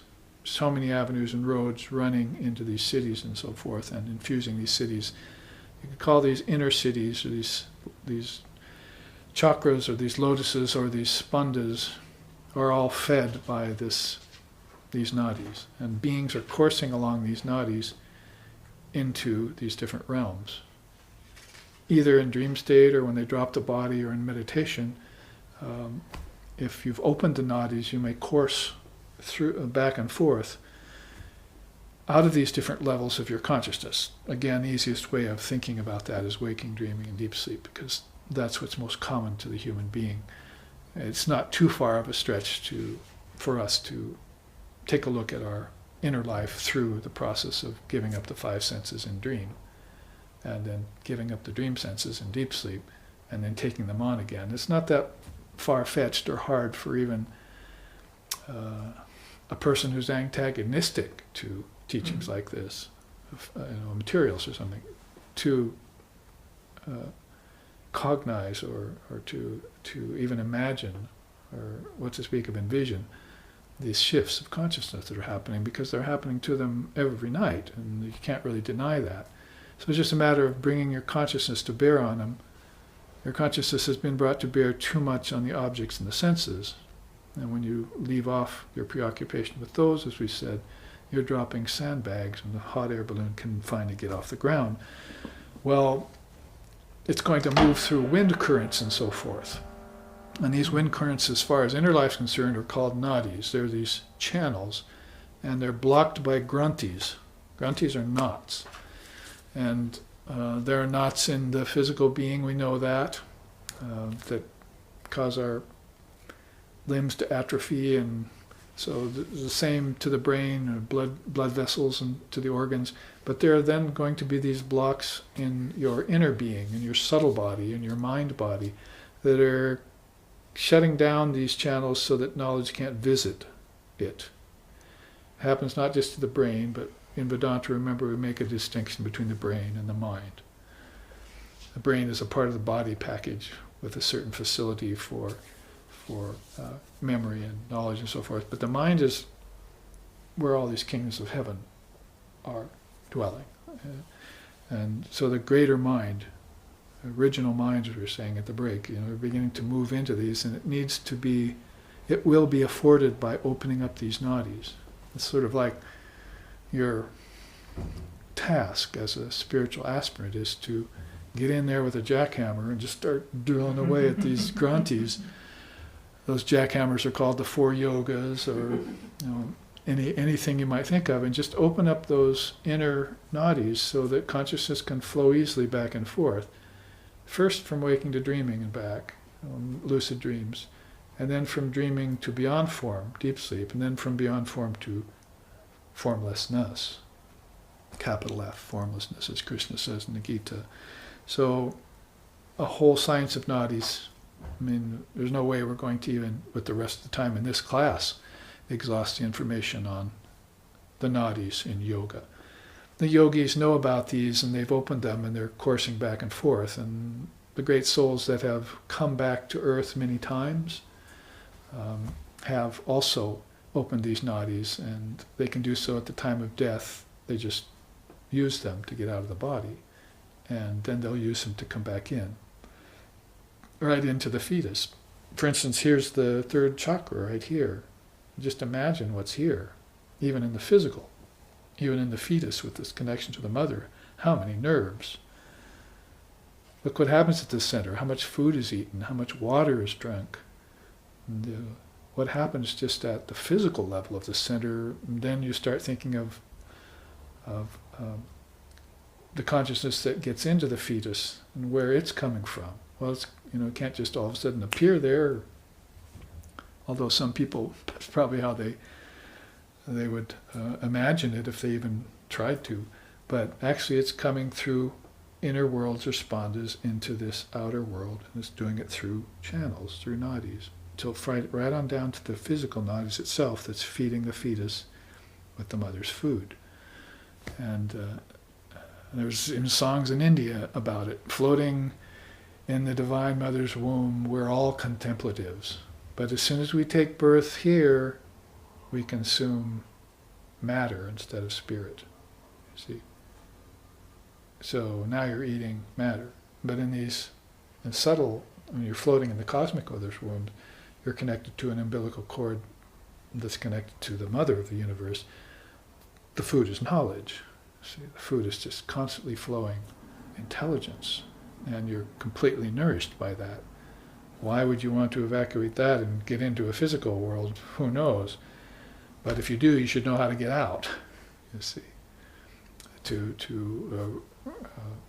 as we were saying in the iceberg chart last week, there's a chain of transition that goes out to the world, and then there's a chain of transmission that goes back into the source. And if you've come out, and then the little birds of forgetfulness have pecked the breadcrumbs that you left, and you try and turn to go back and you don't know where you came from, well, then you're going to have to find out. See, you have to go to a teacher, a Dharma teacher who has the systems and is connected to a lineage that's been studying this for hundreds and thousands of years, that hasn't let it go, that's connected to Shakti, that's connected to a great Ishtam like Shiva. Shiva's one of his four main feet, padas they're called, is to keep the Dharma alive in the world. It's one of the four main padas of Shiva. Four main directives. Why he's here, why he has his votaries here. You see, all these votaries like the Vidyeshvaras and so forth, is to keep this Dharma alive, these teachings alive, so that beings can turn around and make that reverse chain of transition right back to their source. And that can become a very easy thing. How many times? 14 lifetimes for the Dalai Lama or so? 15 or 16 for the Karmapa. And those are Tibetan Buddhists that have practiced this important process of dying consciously and being reborn consciously. So they say you're going to have your first conscious death, and then you can have your first conscious birth, you see. So that means you're going to have your first conscious life, isn't it? To get your first conscious death, so that you can have your first conscious rebirth. And then you can put it all together and be a walker of the sky. So anyway, some very important things there. That's why I stopped early at the break, because I knew as soon as I saw the word nadi, we don't have time for that. I need at least 10 or 15 minutes to bring forth that tenet of yoga. It's the nadis are very, very important. So these nadis then, when Kundalini reaches the heart chakra, this is an inward, the spine is an outward representation with its centers of what's inward, the subtle body. It reaches the heart. That's when walking the skies really becomes most affordable for the soul. Eternal life is realized. That is, birth, life, and death is seen as a process to be given up. And even if one takes a birth after that, they're not born. Because we sing that all the time, right? When we sing the Nirvana Shotgun.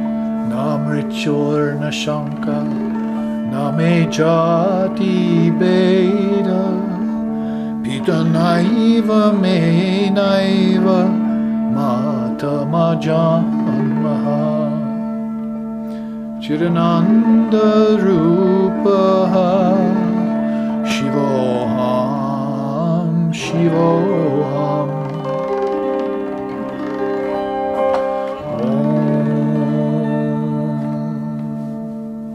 The great soul who composed that, one of the 6 verses on Nirvana, was a Shaivite. That is, he took his birth in the Shaivite tradition. Shankaracharya was his name. Shankara means Shiva, one of the names for Shiva. So he says, I have no death, he starts off. Na mrityur, mrityur means death. I have no death. Why? Because I was never born. And I have no father and mother, so I couldn't have had a birth. See, so he's taking away all these relative mainstays out of the process of birth, life, and death. See, they're all dreams; they can't be real. So then I can't have been a part of them. See, it's one way of explaining that. Because he's realized eternal life, he doesn't have birth, life, death, and he doesn't have a father and a mother or children, or brothers or sisters anymore. You could say this is part of monastic life, right? Because he was a monk. But I'd say it's very, very important for the householders to realize that if they want out of the realm of the ancestors. You're being born with your ancestors again and again, and it's not a good life, as is the case with most persons. And you're not going to want to be reborn again with your ancestors. You want higher births. Krishna has about 6 stages to the process of higher birth mentioned in the Gita. See? And the first, most important one is get born with a good moral set of parents. See? And the second is get born with dharmic parents. The third is get born with yogis or rishis, realized souls. And these are like your first directives if you're going to take a birth in these realms at all, especially in those lower realms, you see, mind on down. Or things can get very dicey. So, I'm a Dharma teacher, so therefore guru. See, so people come to me a lot, and I've been listening to them for the last 30, 40 years, and they're all complaining about things that are related to the ancestors, upbringing, children, parents. See, it's all hair-tearing experiences. And it can get good once in a while, but then it's just attended by more blows. See? And very, very seldom do you find people who are content and happy. And when you find people who are content and happy with their parents, you find people who are beginning to get attracted to higher teachings. So either way you cut it, you're moving beyond the ancestors. Your parents had you so they could get beyond you, you see. I've done the children thing, so no more, please. That kid taught me a lot. See, what did it teach you? That I need to quit having kids. Or I need to know how to raise them better, and once I know how to raise them better, then I can give them up, you see. But either way, you give up the worlds. We were saying at the break, nobody up there in the planets. Isn't, why do they have you give up the worlds here? Because there's nobody worth meeting up there. Because there's probably nobody up there. Everyone's inside. See?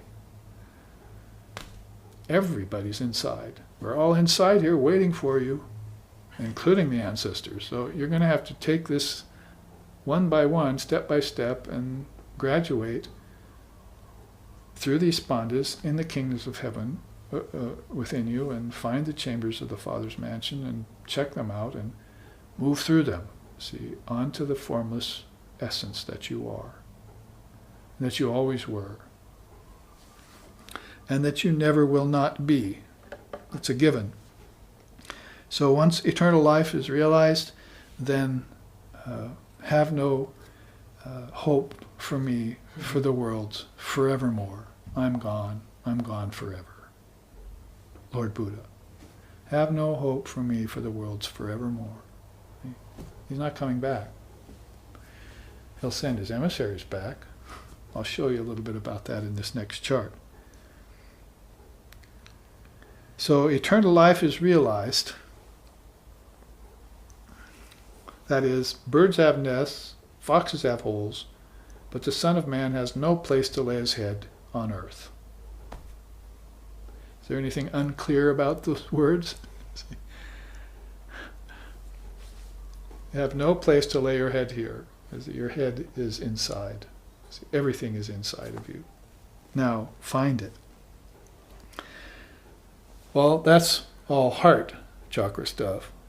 Between what isn't stated between here and when Kundalini reaches the Sushumna, which is here, is the throat and third eye, see, chakras. See, that's speaking and teaching higher wisdom and having vision. Sri Ramakrishna used to say I used to run a boat race between these three centers all the time, coming up and down them. So I'd be teaching people and talking to the devotees, then all of a sudden I'd be speaking wisdom, and all of a sudden I'd have unified vision, and all of a sudden I'd be gone, you see, and then come back down again.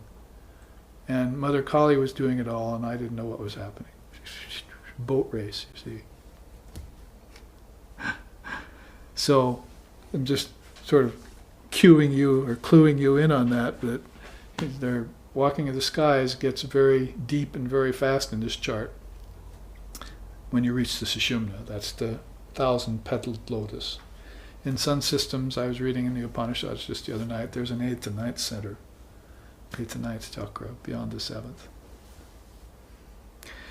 Well, there's where he walks the skies. See, that's where Queen Chudala walked the skies, but poor King Shikidwaja was down there just having basic daily meditations and not doing much walking until he had to run to the forest to find out. Then, beautiful that she beheld other walkers of the skies. So you become aware that there are other souls inside with you. See, you have physical contact out here, right, and have some moments of physical bliss, right? Filial relationships and so forth. But inside, if you meet a walker of the soul, you have a connection that's extremely blissful, and those two souls come together and share. It would be like meeting a great soul on the Himalayas, or meeting a long-lost brother that you hadn't seen for 20 years that you love dearly. That kind of immediate, heart connection and bliss.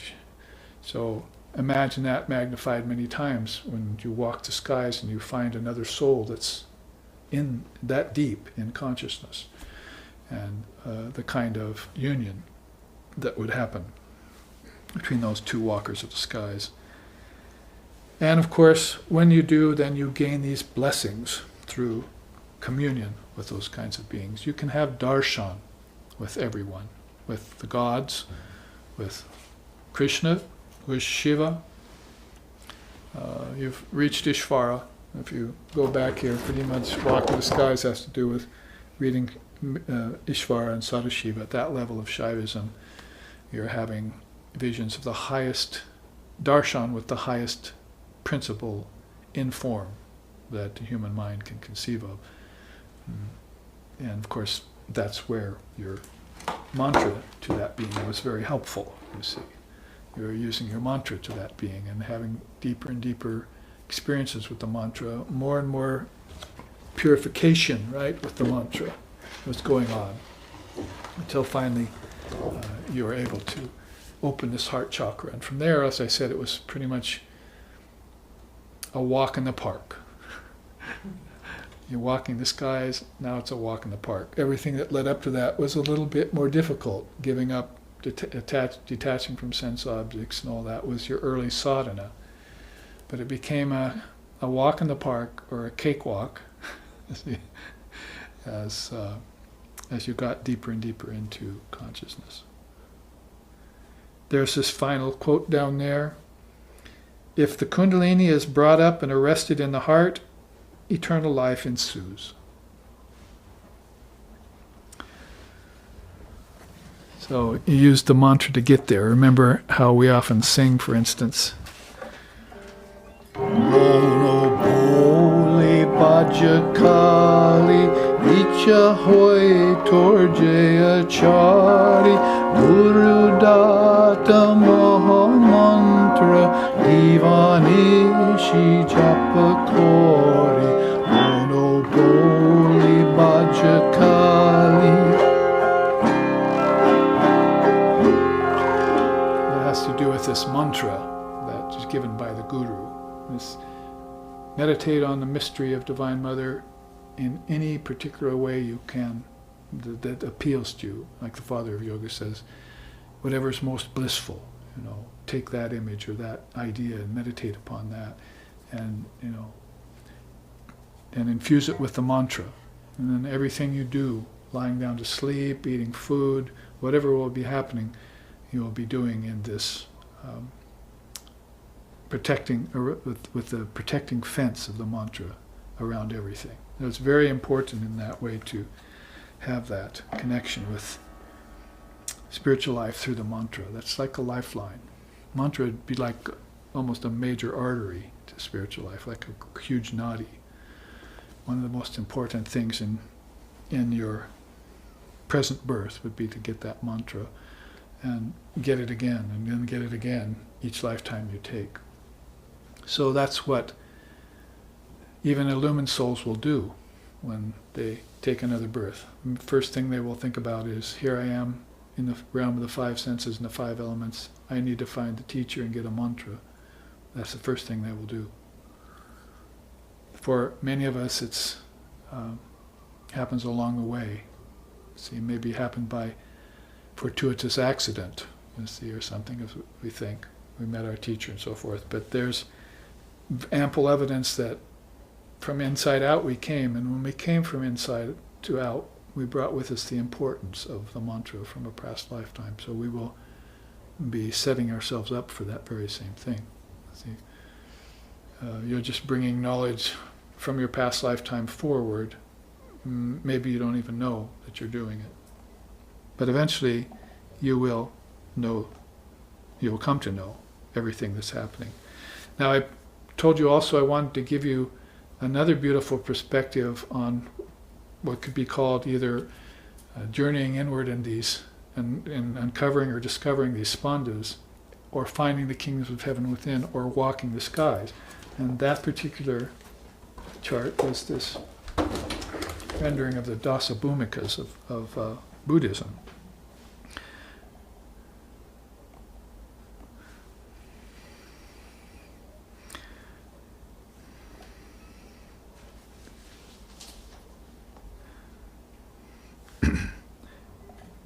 There are 10 of these Pure Lands, they call them. The 10 Pure Lands. Let me see if I can find in my chart here. Now, also called the 10 stages of bodhisattvahood. So, you know, a bodhisattva is a living liberated being. The equivalent to that in our tradition, Vedanta, would be called Jivan Mukta. Yeah. So if you've reached Jivan Mukti, that is, you've a living liberated soul, then, as I was just saying earlier, you've had that first conscious lifetime. So when you do, then you're going to want to live it, and that's this first level of Dasa Bhumika. That is, here you see the land of joy, Pramudita Bhumika. So it's mudita is joy. So you have great joyful first lifetime, and full spiritual awakening takes place. Your bodhisattva vow is taken, so it's probably a step beyond the lifetime in which you got the mantra and practiced. See, now you've reached some attainment and perfection with that mantra, whether it be Om Mani Padme Hum in this case, or whether it be Om Namah Shivaya in this case. Let's see with the Shaivites. You've reached some inner realization of the mantra, and some perfection, some of your own perfection has come out. And so now it's very joyful lifetime you take in freedom. And you want to, in this case, in the soul like this, take a vow to bring enlightenment to all living beings. All sentient souls, as they say. So the bodhisattva vow is taken. This is all inside of one land, inner land of spiritual realization. Now you take the vow of dhanam, generosity. You accept that. You wish for karmic merit. Your wishes for karmic merit get renounced. That is, remember we had back in this earlier chart how the Jivatmans were caught in the loop of merit and demerit, right? Down here. They're caught in this karmic loop of merit and demerit. So that's why a bodhisattva would give up all ideas of merit and demerit, personal, for himself or herself. So in that way, when you accept, say, the vow of dhanam and so forth, their generosity, then you want to give everything else to others. You might say they don't want to eat, not because fasting is enjoined, but because they don't want to take food that might be eaten by someone else. See, so they've become completely selfless, and it's a whole different level of operating that will happen at these higher bhumikas. Finally, all egotistic pursuits and all dharmas are perceived to be empty. Many of the bodhisattvas we might be heard of here on earth have this first level of bodhisattvahood intact. I've met several myself in my own life, but I've also met and got initiated by the Karmapa in Tibetan Buddhism, and he was a much more realized bodhisattva. Let's look at what that might entail. Here's Vimalabhumi, the second of these 10 pure lands. You can see basically when you study the Walker of the Skies, it's more of a spiritual regimen that's taking you inward. It's a description of a journey, right? But when you looked at the Spandas, it seemed more like levels of consciousness where worlds were, and you saw the beings get peopled with them. Here, you're realizing in these Dasa Bhumika chart that these inner worlds are not made of space and time like this world is. Space collapses. That's why the atomic particle goes away. Now you have other particles you have to consider. Particles of life force, particles of thought, particles of intelligence. Those are finer and finer particles, and there's no space in them, you see. There's very little space in an atom. So everything is getting collapsed in on itself. So you realize that mind is a world of complete inwardness, like a dream. You could run a race in a dream, Gaudapada says, but you wake up in your bed and you don't have the trophy, and that you won and so forth in your dream. So basically you ran a race in a dream that had no space, right? You weren't going anywhere, even though you saw clouds going by and terrain going by and road going by under your foot. You were running a race in a place with no space. So you kind of have to realize that when you shift consciousness like that, everything that you're used to out here in the external world, in the physical world and so forth, shifts with you. See? And now movement, activity, karma, breathing, I mean, whatever you can account for out here with physical lungs or with physical feet and physical hands has taken a whole shift with you, and it's like becoming inactive, static. You're in one place, but you're still dreaming. Out here, you're in several places, and you're waking. You see, so you begin to realize that consciousness inside is a whole different variety of. These worlds are a whole different variety of space, ether, than what you experience out here. And so I just wanted to say that in terms of these lands that they call them actually bhumis, or lands that you visit. So if you put this all together with the Walk of the Skies, and you're meeting other walkers of the skies, then you could see that this gives a little different dimension or slant on that these bhumis are attended by hundreds and thousands of bodhisattvas that have attained more than you have. And these are all judging you. And, I mean, this is bits and teachings out of the Buddhist Dharma that I've gathered, you see, is that you can't advance these lands until these say you can. See, has he attained that particular level of that bhumi, then he can be born as a bodhisattva in that level of, and it's all, innately inward. And so these walkers of the skies you're rubbing elbows with are also in a spaceless space with you. And it's this phenomenal thing, really, about consciousness. Until it becomes absolutely formless and there's nothing, no waves and no icebergs and nothing in the ocean there, but just absolute homogeneity. Just prior to that, there are these very, very subtle and incomparable lands where forms are so subtle like that.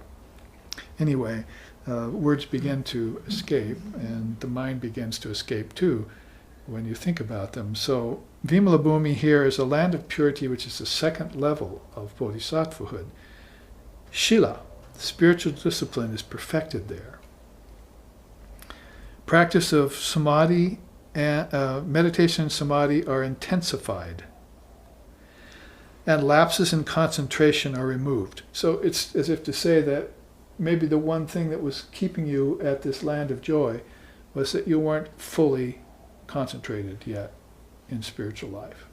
That is, you must have been very concentrated in your discipline previously in order to have attained this, but maybe your concentration still had a few flaws or gaps in it. Patanjali even speaks about those gaps in consciousness in our meditation. So there's a way of becoming more and more present, more and more amenable to your own consciousness. That you as a transmigrating being cannot quite measure up to your own ever-present consciousness. You're falling out of it. See? Sort of like a kid would fall out of concentration in class. His mind would wander, right? Well, same way inwardly, at these levels, these higher levels, there's a way of the mind will fall out of the Dharma teachings or out of meditation, and there's gaps there, you see. So that gets fixed here. This is how subtle the whole thing gets at a higher level of concentration or realization. Because these are bodhisattvas, they're free souls. They're free from the trammels of birth and death that we saw in these lower levels, right, of the Shaivist chart. So now we're beginning to get some little, fillers to what happens in the dynamics of a soul that's graduating into and becoming more him or herself, becoming more the Atman, as we would say in Vedanta. Let's look at the third land, the land of radiance. Here, it gets even more beautiful. It's really, now you see why the Buddhists have this teaching called the 37 Limbs of Enlightenment, which is very, very powerful teaching and very, very comprehensive, to say the least. Here at the Land of Radiance, you attain the 4 stages of absorption, you attain the 4 stages of formlessness, and you acquire 5 of the 6 supernatural powers. Now that's why I had to, with this chart, make a new box and a new column, because these are what these are. The 4, if you attain the 4 stages of absorption, they're called akushala, vichara, vitarka, pretty much relinquishing desires via conceptualization and discursive thought. Like I say, thought becomes more important to you than objects or worlds. You begin to live more in your intelligence. That's why I was trying to explain the collapsing of physical space. We have to look at it more as our consciousness being completely free of anything external. It's inconceivable, really. But you get a taste of it just by hearing these teachings. So that first stage of absorption, then the second is thought dissolves to promote inner calm and one-pointedness. So the chitta that was so important to your mind complex, that begins to go away. You practiced that earlier when your teacher said, try and get rid of your thoughts now. You see, you're not focusing outward now, but now your inward thoughts, you see, vitarka, vichara, savitarka, and nirvitarka, as Father of Yoga calls it. Now your thoughts are not leading you anymore. You can actually get rid of the thoughts and everything's empty. These are 4 levels of absorption. Emptiness is one of them. So you begin to feel empty without weight, is a good way of putting it. Before you felt empty with weight. It's called lassitude and so forth, you see.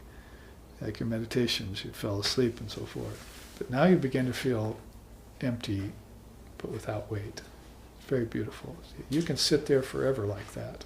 If you had meditations like that, or the day before you couldn't sit very long, and then this day all of a sudden you can just go on and on. I remember sitting with like Sixon once in one of my early meditations at his house in Riverside, New York, out there in the Bronx on the Hudson River. We were up in the meditation room with all the pictures of Master and the disciples, Ramakrishna's disciples and Holy Mother. And Lex told me, when you get done with your meditation, Babaji, just chant something. So I went on and meditated, 45 minutes, hour went by. I glanced over at him. He's just still there, So finally, about an hour and 15 minutes, I'd had enough, so I chanted.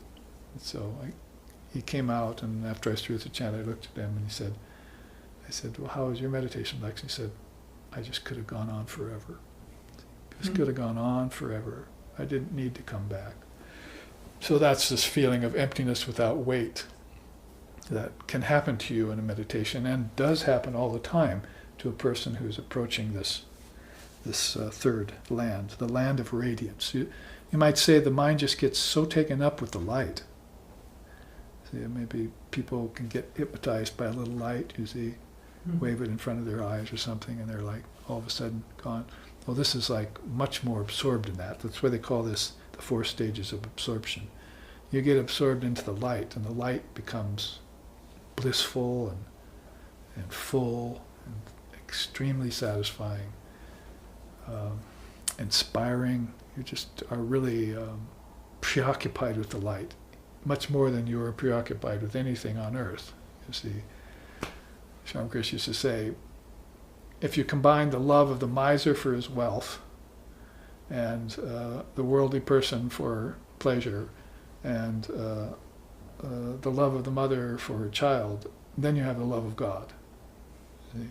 So you have to combine all these different loves, that you once had, put them all together in one. That intensity would be what these beings have for the light. They love the light. So it must be something than just looking at a sunset or something. Something much more than that. We all love to watch a sunset. Isn't that beautiful?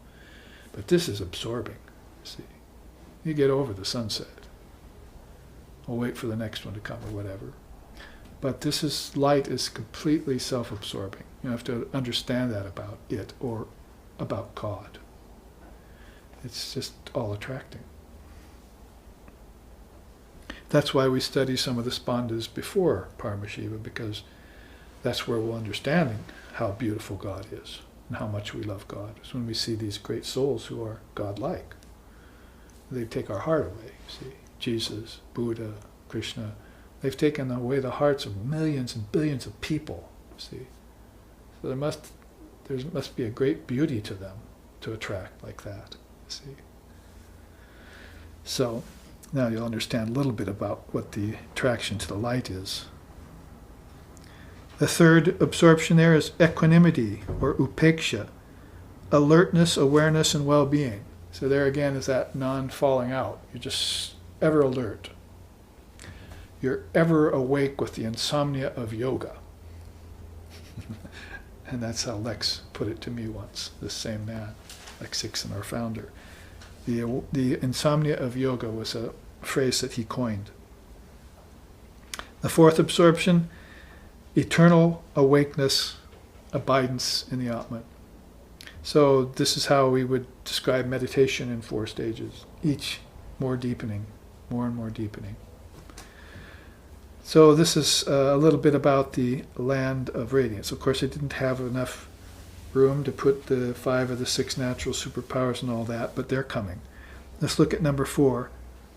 Archishmati Bhumi. That is the blazing land. Oh, there's a land of radiance, and then, look out, here's the blazing land. Can you enter into it? It burns away all false concepts. It begins to develop non-dual wisdom in you. It achieves right exertion and works on the 37 limbs of enlightenment. So you're still having to attain some of the 37 limbs of enlightenment that are not under your acquisition yet. You haven't attained them. So these bodhisattvas are filling in the 37 limbs of enlightenment as they go on. There's another system actually by Lord Vasishtha called the 14 Jnana and Agyana Bhumikas. In fact, probably Buddhism borrowed a little bit from that. The 7 upper stages of knowledge and the 7 lower limbs of knowledge. Guess what? You'll be sitting here in about a month with me, or a month or and a half, studying them. Because that's the series of my next talk. The name of my next talk is A Brief Glimpse at Yoga Vasishtha. We're going to look at that. So one of those teachings will come upon us, these 14 bhumikas. But let's stay with these 10 for now.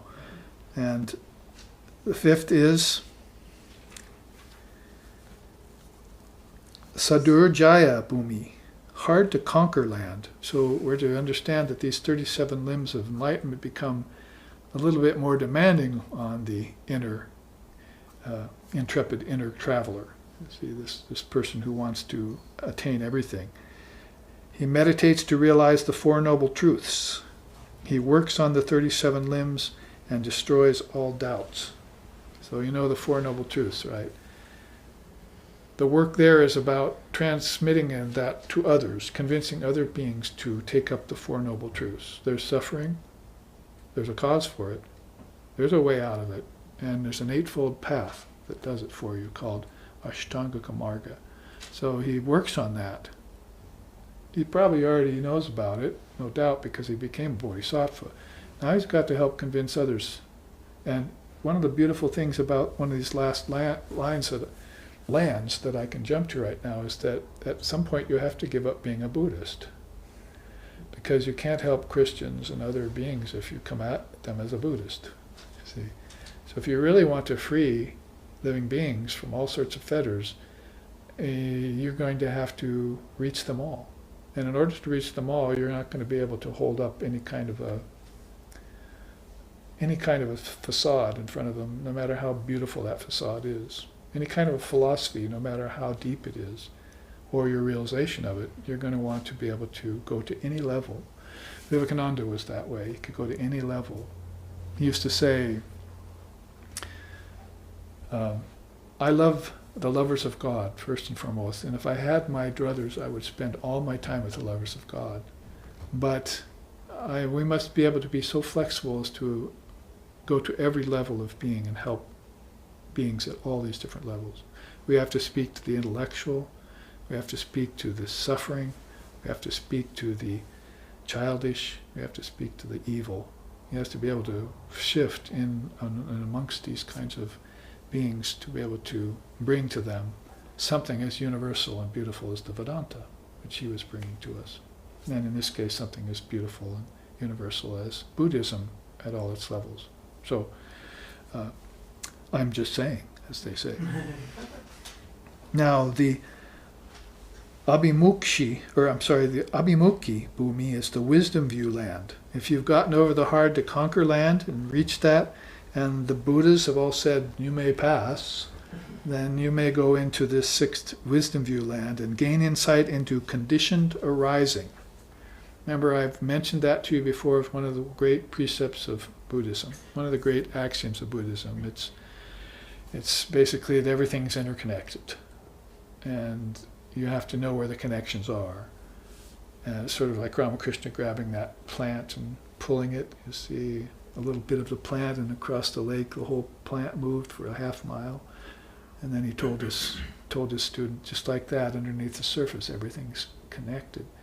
That's kind of like an easy way of explaining praticca samutpata, is how the Buddhists would say that in Pali and Sanskrit. Basically that conditioned arising. Everything is conditioned by everything else. They have it in 9 links sometimes. That's the links of your rebirth, and how that conditions you into your next life and your next life. And you're going to have to snap those links in order to get out of that cycle. So it's the same, not only just with your lifetimes, but with every other little thing you see, including even a hyacinth plant on a lake. It's all connected under the surface. You see, my brother sent me something yesterday about atomic particles. So he sent me this little poster on it was saying,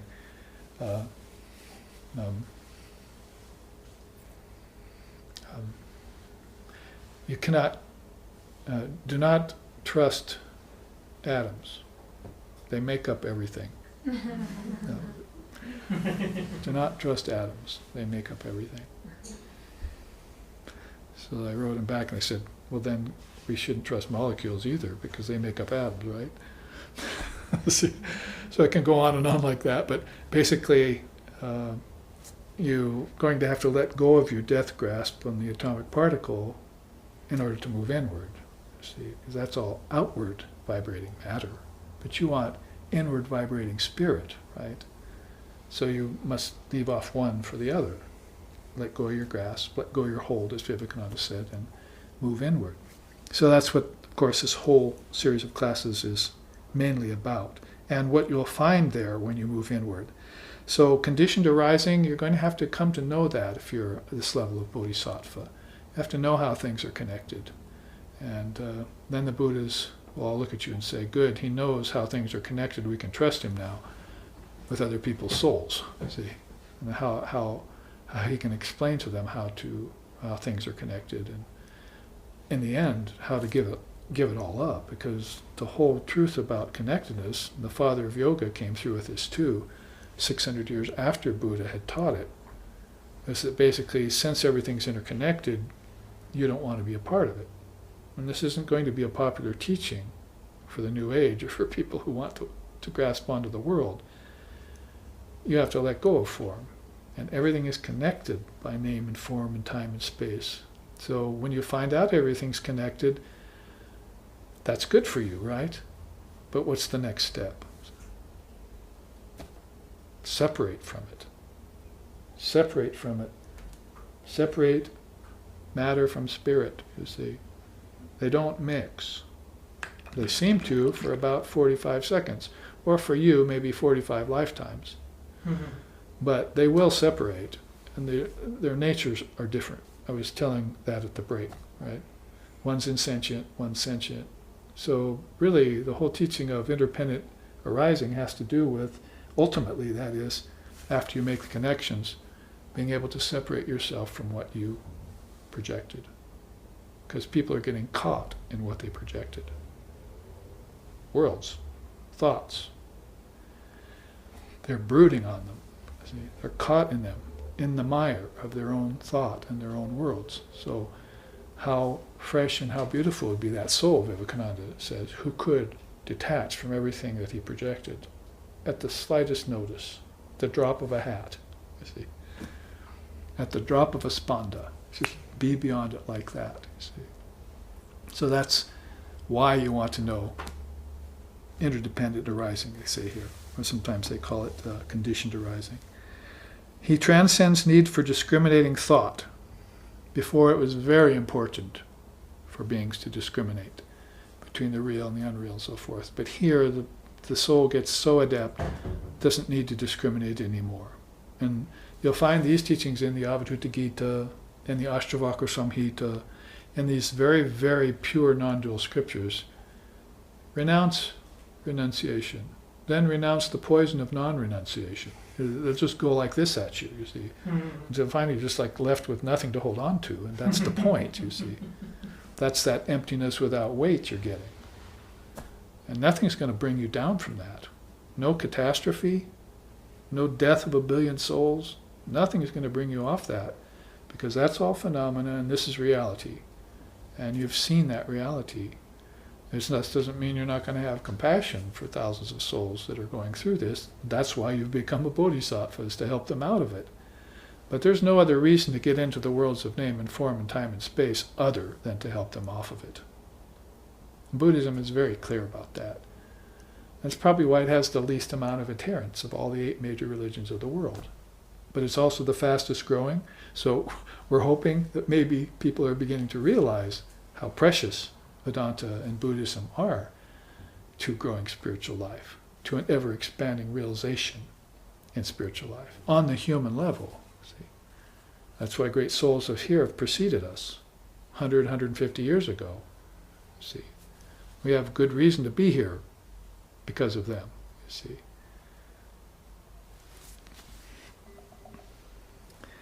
All right. Achieves shunyata. Now this is a beautiful teaching because it shows that shunyata isn't the highest axiom of Buddhism. It happens about that 6th level of wisdom view land. Emptiness, per se, has been gained. It's sort of like in Vedanta saying, you completed the course of neti neti. Not this, not this. You knew that you were none of the weeds in your garden. Finally you can eat the food, you see. And this is called iti iti. So you gave up everything that was unreal just to find out what was real. You gave up the non-essence and found the essence. You found the truth, you see, however which way you might want to explain it. And therefore you were able to achieve this emptiness without weight. Full emptiness. So it's kind of a contradiction in terms, but it's a very full emptiness. So beyond neti neti is iti iti, but beyond shunyata is purnyata, fullness. So you're headed towards something that's Buddha nature, you see, that's just inconceivable, that's inexplicable. And that's why the light has been so attracting to you all along, you see. It's beginning to haunt you in waking state and in dreams, this light. It's beginning to occur to you in deep sleep, lighting up all the seeds of your internal being. And so it's becoming a special thing.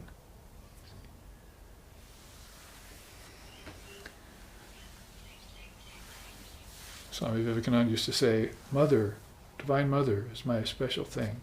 So he walked in one day, all his disciples were there, see, English disciples, American disciples, and he said, no more Hari Om for me.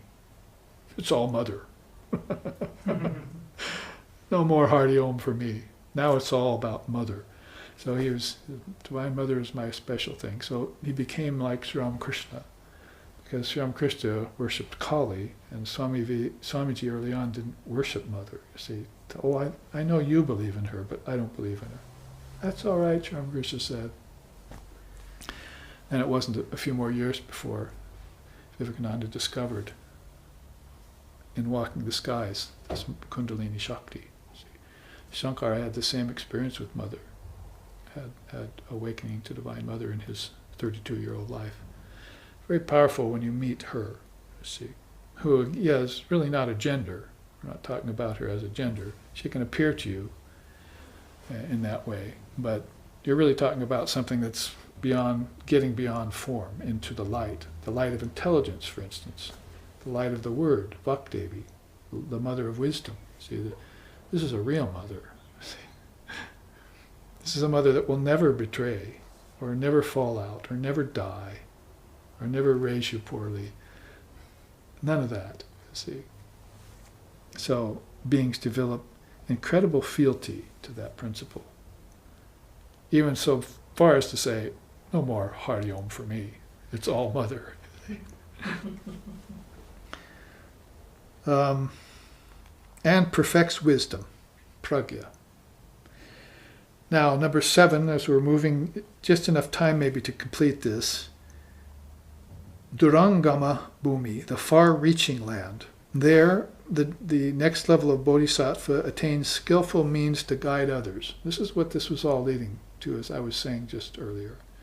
You want to become a very skillful guide for others. Can be reborn in any form of choice. Can select their own parents, for instance.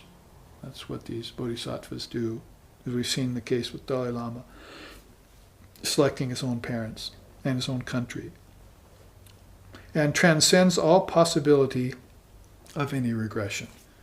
May that come unto us, you see, that we make this headway and never fall back again, because we know that's one of the 9 impediments to yoga at spiritual levels, to make progress and then fall back. It's, say, you take one step forward, then before you know it, you've fallen 2 steps back, you see. That's called one of the 9 antaryayas of yoga. It's one of the spiritual impediments that we want to be free of. So this bodhisattva has reached it at a very high level. Now reaches the Achala Bhumi, the immovable land. This is really sounding more like non-duality. Gains freedom from obstacles of all kinds. Knows the time of his personal Buddhahood. That is, he knows when he'll become a fully matured Buddha. It's just now sort of like seeing your fondest hope or your greatest desire about to happen. You see, you're just standing before the ultimate goal of your entire series of lifetimes, and it's just right there, ready to be taken. And begins to know how to transmit his own merits to others. This is called transmission. See, they can invest you with higher qualities. Usually it's called diksha. They touch you in the heart, they touch you on the head, they touch you in a dream or in a vision. There's like 8 or 9 different kinds of diksha which enlightened souls can confer upon individuals. These individuals will be, and that's pretty much what we're talking about here when we say these lower souls are using the mantra to try and get the attention of these higher souls so that they will confer upon them their merits. See, these aren't just merits that are merit-demerit merits. We already took that up, right? These are merits of a very high spiritual nature, like some of these we've been seeing that are being attained here. These are fruits of a different nature, aren't they? They're not the fruits of a seeking in the world, like, oh, I want an education or a degree or, wife or family. These are very, very subtle fruits of spiritual life. Now, 9th and penultimate bhumi is Sadhumati Bhumi, the pure mind land. You hear it talked about in Buddhist circles. Attains full bodhisattvahood, has all 6 abhigyas. Those are these supernatural powers that we talked about. I don't know if we'll have time to go through them. Has gotten the 8 liberations, has all 10 dasabalas, those are the 10 powers of a Buddha, which are here, and has the 4 certitudes and knows all dharmas and transmits them. So not just Buddha Dharma. Along the way, they've acquired the dharmas of other systems like yoga, Vedanta, and so forth, and probably a lot of knowledge of other religions because they've become universally minded. See, nothing is impeding them or blocking them out anymore. So this penultimate land is extremely important in Buddhism, and is talked about probably more than any of these others, except maybe the first, is this pure mind land. You have books written about it and stuff. You can see, for all of you after class, because we're going to have a prasad dinner afterwards in this last class here. I'll leave this up if you want to come and look at these, you may. So you can see what really this kind of level of bodhisattvahood entails. But is there anything higher? Well, there's this Dharma Megabhumi, the land of Dharma clouds. That is, I think Patanjali borrowed this when he had his Dharma Mega Samadhi idea in yoga. It's just this rain cloud of virtues, he called it, where all things just come unasked. All higher things come unasked. It's like all the gods are running to you. Here, take this, take this high realization. I'll give you mine, you see. And it's just all, as I said, unasked. It's just at your door. Has wisdom, compassion, and boundless virtue, is confirmed Buddhahood. I mean, I didn't have very much space to explain these. They're longer teachings in the Buddha Dharma. But basically, when you say confirmed Buddhahood, it means all the other Buddhas got together and said, you're it. You see, tag. You see, you're it. You're the next Buddha of the age. You'll be Maitreya or whatever, you see. That you're a confirmed Buddha among Buddhas. That's very important to have the confidence and the conclusion of all these other Buddhas around you in terms, sort of like Walker of the Skies kind of ideas. So we will confirm and we will confer with you now about every little thing. Has mature Trikaya, that is, abides in the Buddha fields. The three bodies of the Buddha are there. His own physical bodies, the Dharma teachings and so forth. So he's got everything he needs and he can always abide with the Buddha himself. We have run out of time already, I know, so I won't take you through the 6 supernatural powers of the 10 powers of the Buddha. We'll use this as our final view into the Spandas of Shaivism. We looked at it from the standpoint of yoga, of Tantra, now Buddhism, and of Shaivism, and we've fleshed out as much as we can the idea of these kingdoms of heaven within and the beings that people them at all levels, from right here on earth, because bodhisattvas can manifest right here on earth, to the deepest spanda, the highest spanda of Sadashiva, and into Shiva and Shakti. Another thing that we will not be able to discuss much is Shiva and Shakti, Paramashiva, Paramashakti, but just look on the YouTube for those classes on Shakti Advaita Vada, and you'll get a huge amount of teaching from earlier classes on Divine Mother of the Universe we've done. So here we must end with a Sanskrit chant and move on towards our future classes on Yoga Vashishta, which you hope you'll be looking for.